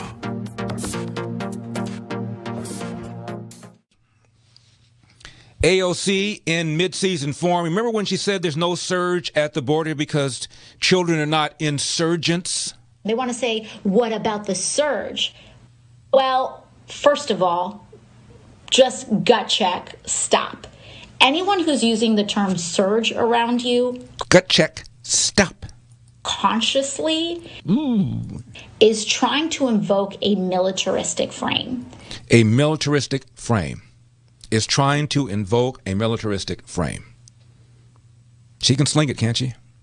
And that's a problem because this is not a surge. It is not a surge. It is more of a... These are children. Oh, so therefore it's not a surge. And they are not insurgents. Ah, okay. And remember when she had difficulty trying to figure out what a garbage disposal was? I am told this is a garbage disposal. I am told. I don't know who told me. I can't reveal the identity, but a whistleblower told me that this is a garbage disposal.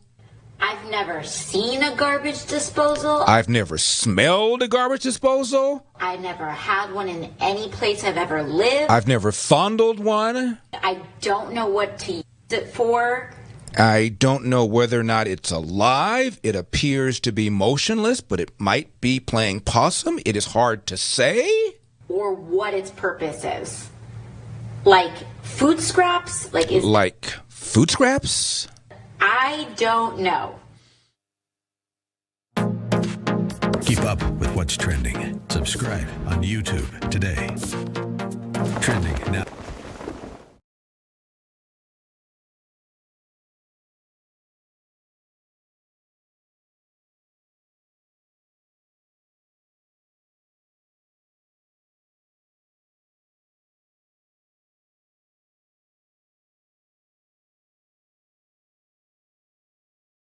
Welcome back, America. It's Hugh Hewitt.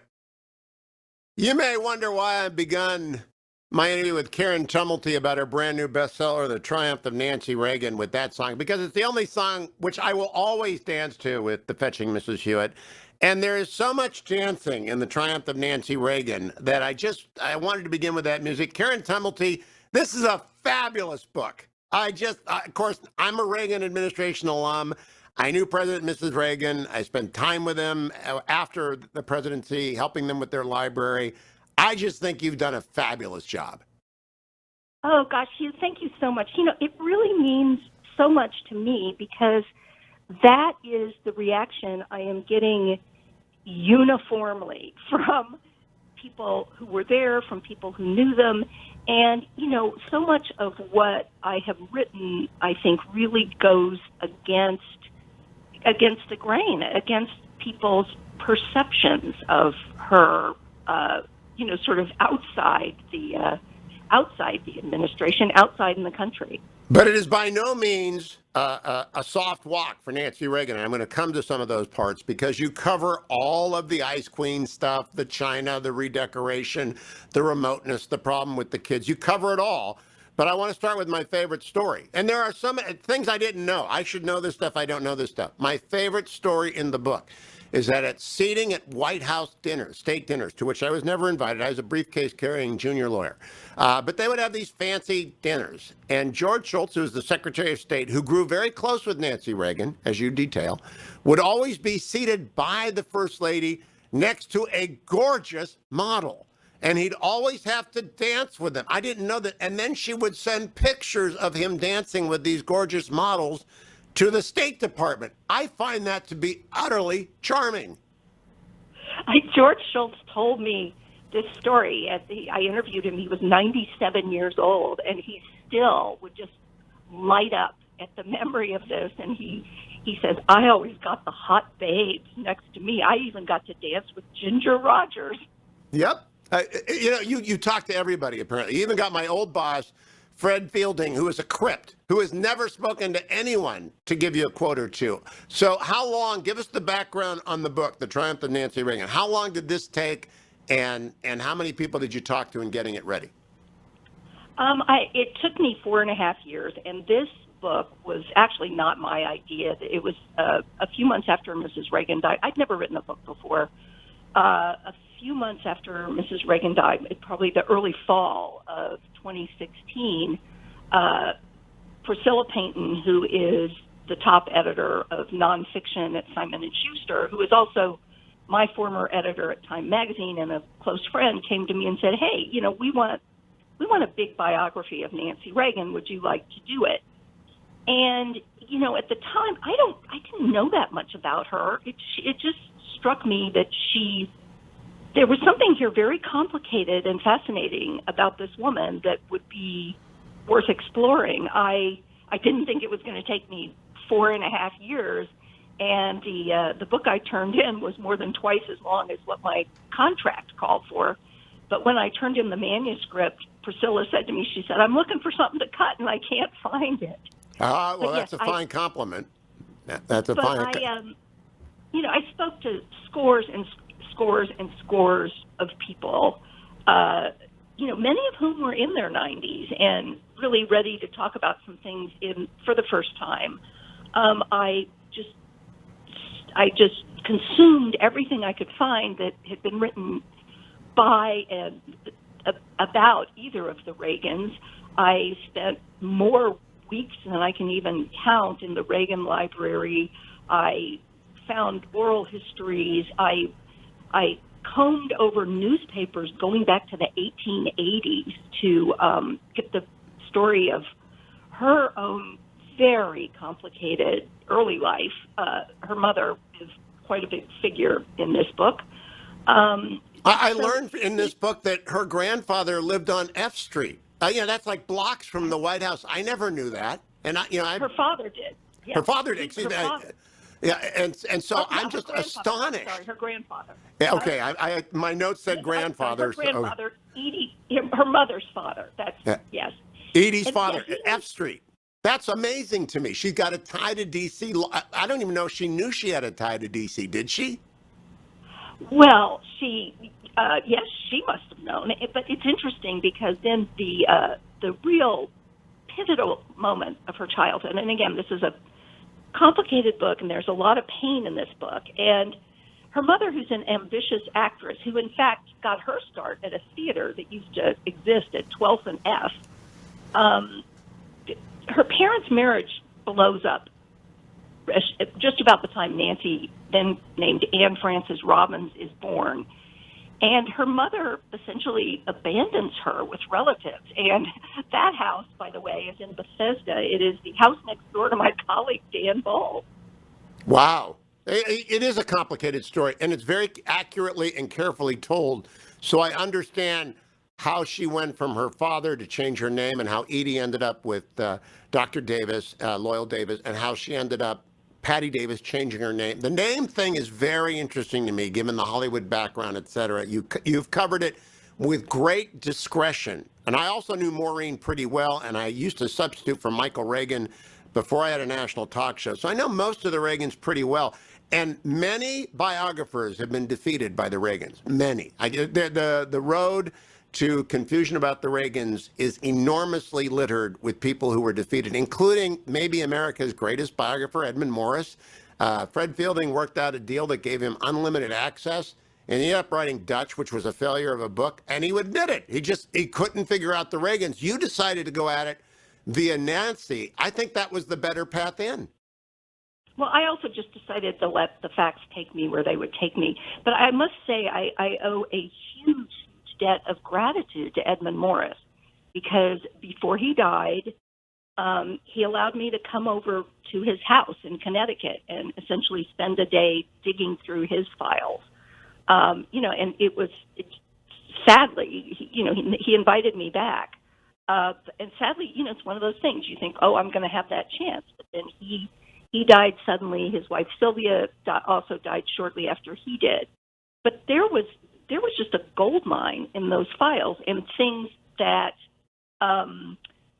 he didn't use for his book because they were about Nancy. My very single favorite little bit of trivia that Edmund Morris had in there that I detail in one of the footnotes is that when this young actress, Nancy Davis, comes to Hollywood and has this screen test arranged for her by the close family friend, Spencer Tracy, who I described the great debt he owed the Davis family in the book.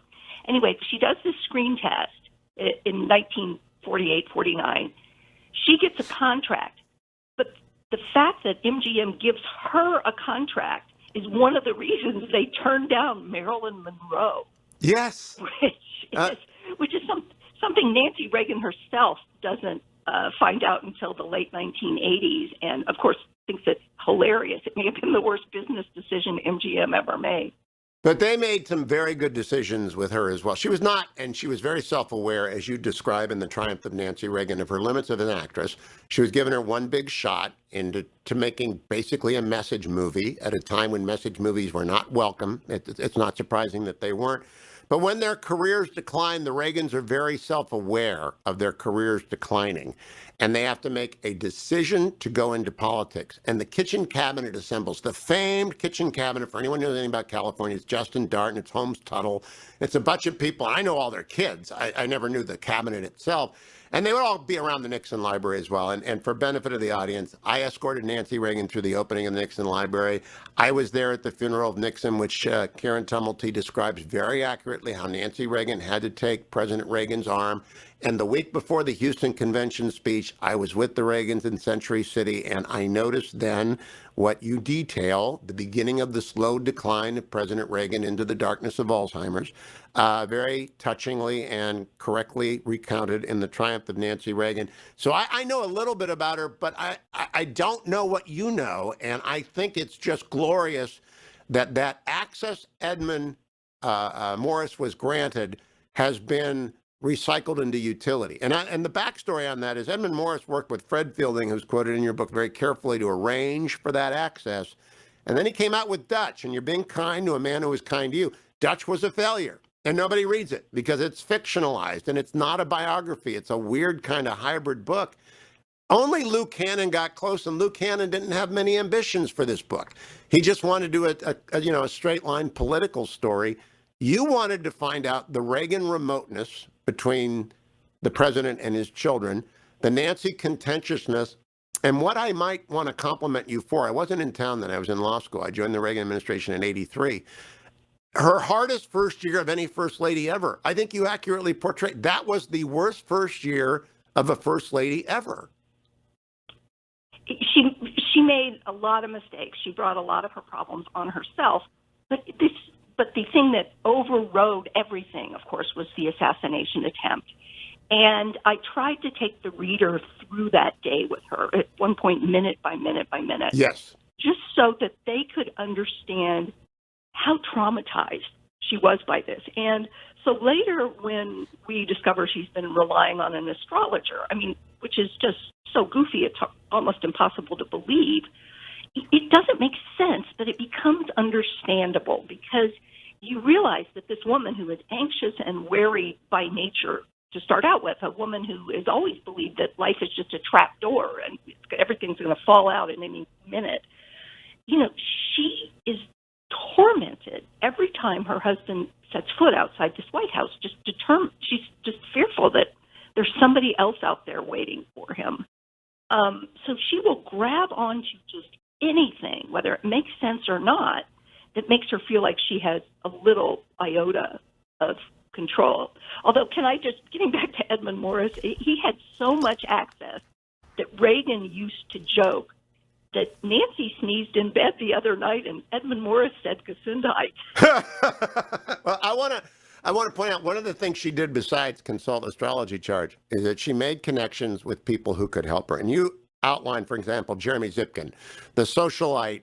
I don't know what he did other than go to parties. But the very best source for gossip, right? The very best insider. She got the very best friend in Betsy Bloomingdale. She got the very best lawyer in Fred Fielding. She got the very, like Ken Kachigian is the very best writer that Reagan got. The Reagans had an eye for talent that was, I think, trained in Hollywood. What do you make of my theory? I think that she more than he did. In that there are two philosophies here. His philosophy is you hire the best people you can find, and then you trust them and you let them do their jobs. She comes at it from the exact opposite point of view. You know, trust is to be earned, not assumed. And the minute somebody betrays what she thinks is her husband's goals, her husband's agenda, they are out of there. And that is why people, you know, as I write in the book, Nancy Reagan didn't set foot in the West Wing very often, but everybody who worked there knew when she was not pleased about something, and people who were not in her favor didn't tend to last for very long, most famously when she engineers the firing of White House Chief of Staff Don Regan. But there are a lot of other people in the course of those 8 years who disappear in large part, not because the president has decided they needed to go. He was very forgiving. He was generous with second chances. I mean, all you have to do is look at David Stockman. But she was just relentless. She was just fearless in just getting rid of people that she did not think were serving her husband's interests well. And that is a role which first ladies have traditionally played, like Edith Wilson, without a lot of attention, but people knew. And I have to compliment you. I sent an email around last night to Force Fred. These are the handful of lawyers that worked for Fred Fielding in the first and early second term. He lasted 5 years.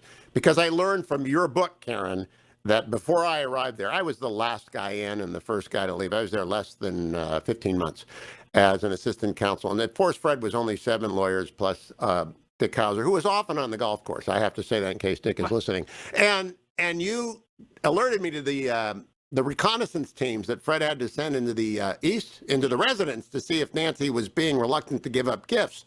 I'd never heard about that, and I had it confirmed for me last night, affiant saith not further, by one of the participants in Force Fred on the surveillance of the gift thing. I just think that's fascinating. She begrudged it so much. And Fielding, of course, also through the group of the gang from California out of the old EOB, he was the enforcer, and she would call Fred every day. And we used to do the White House Council staff meeting on Friday morning. There was only 2 people who could break into it, President Reagan and Nancy Reagan. And the president never called, and Fred was always interrupted. So you know that whoever called him in the morning. And the for Fred signal, I've heard that before, but I've never seen it in print. So you got that out of Fred. She was vigilant through not only Fred, but she had a couple of other people who worked with her. One of them is your boss now, Fred Ryan, who was everywhere and doing everything all the time. For Nancy. And, you know, sometimes she became an ally of the White House counsel's office, not just Fielding, but others. There is another scene, later Peter Wallison, who was second White House counsel for a year, where Ronald Reagan, and this is something that really resonates today, Ronald Reagan didn't think it was fair that the president had to disclose his tax return. So in 1987, he's getting ready to leave office. So he goes to the White House counsel and he says, you know what, I'm thinking I'm not going to disclose my tax returns next year. He says, it doesn't help me. I'm not in office much longer, but it'll be a precedent that would make things fair for my future, for, you know, people who follow me.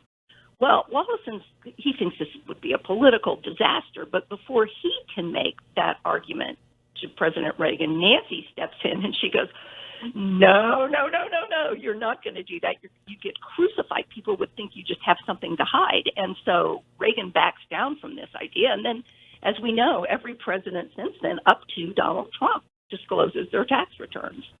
Let's talk for a moment about the things the audience will most want to be reminded of.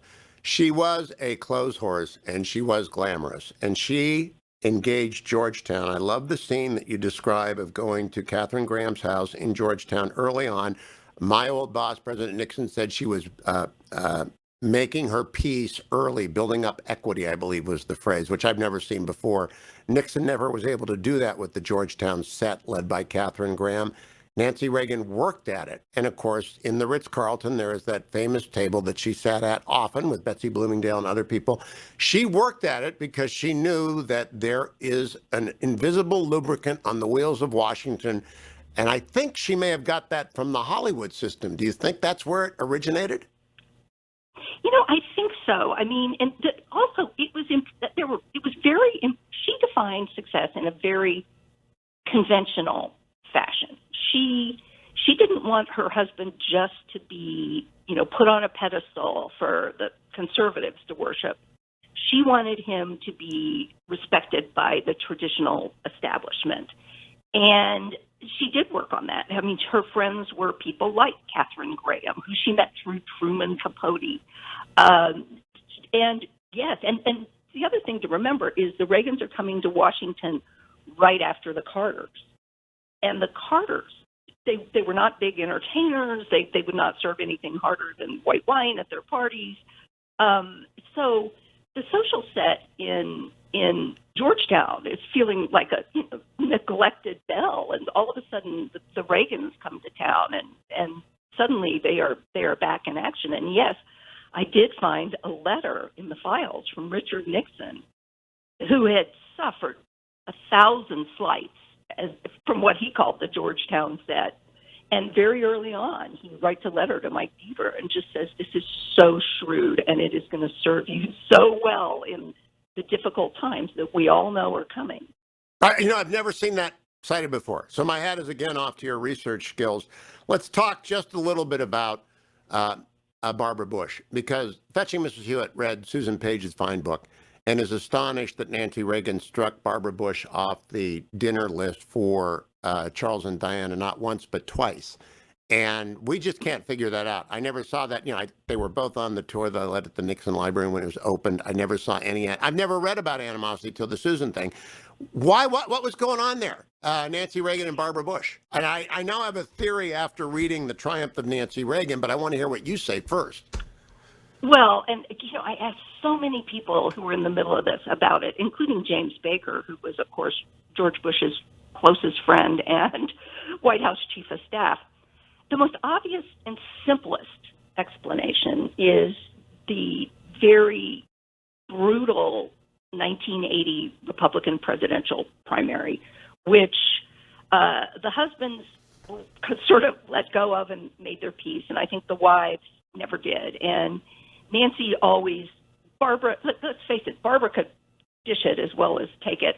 And she never sort of stopped letting people know who she thought should be sitting in the Oval Office versus who should be attending funerals. Also, George Bush had his own political agenda, his own future in mind. So Nancy always was concerned that the Bushes were really looking out for his future and not her husband's present. But let's get beyond the sort of obvious political reasons for the friction.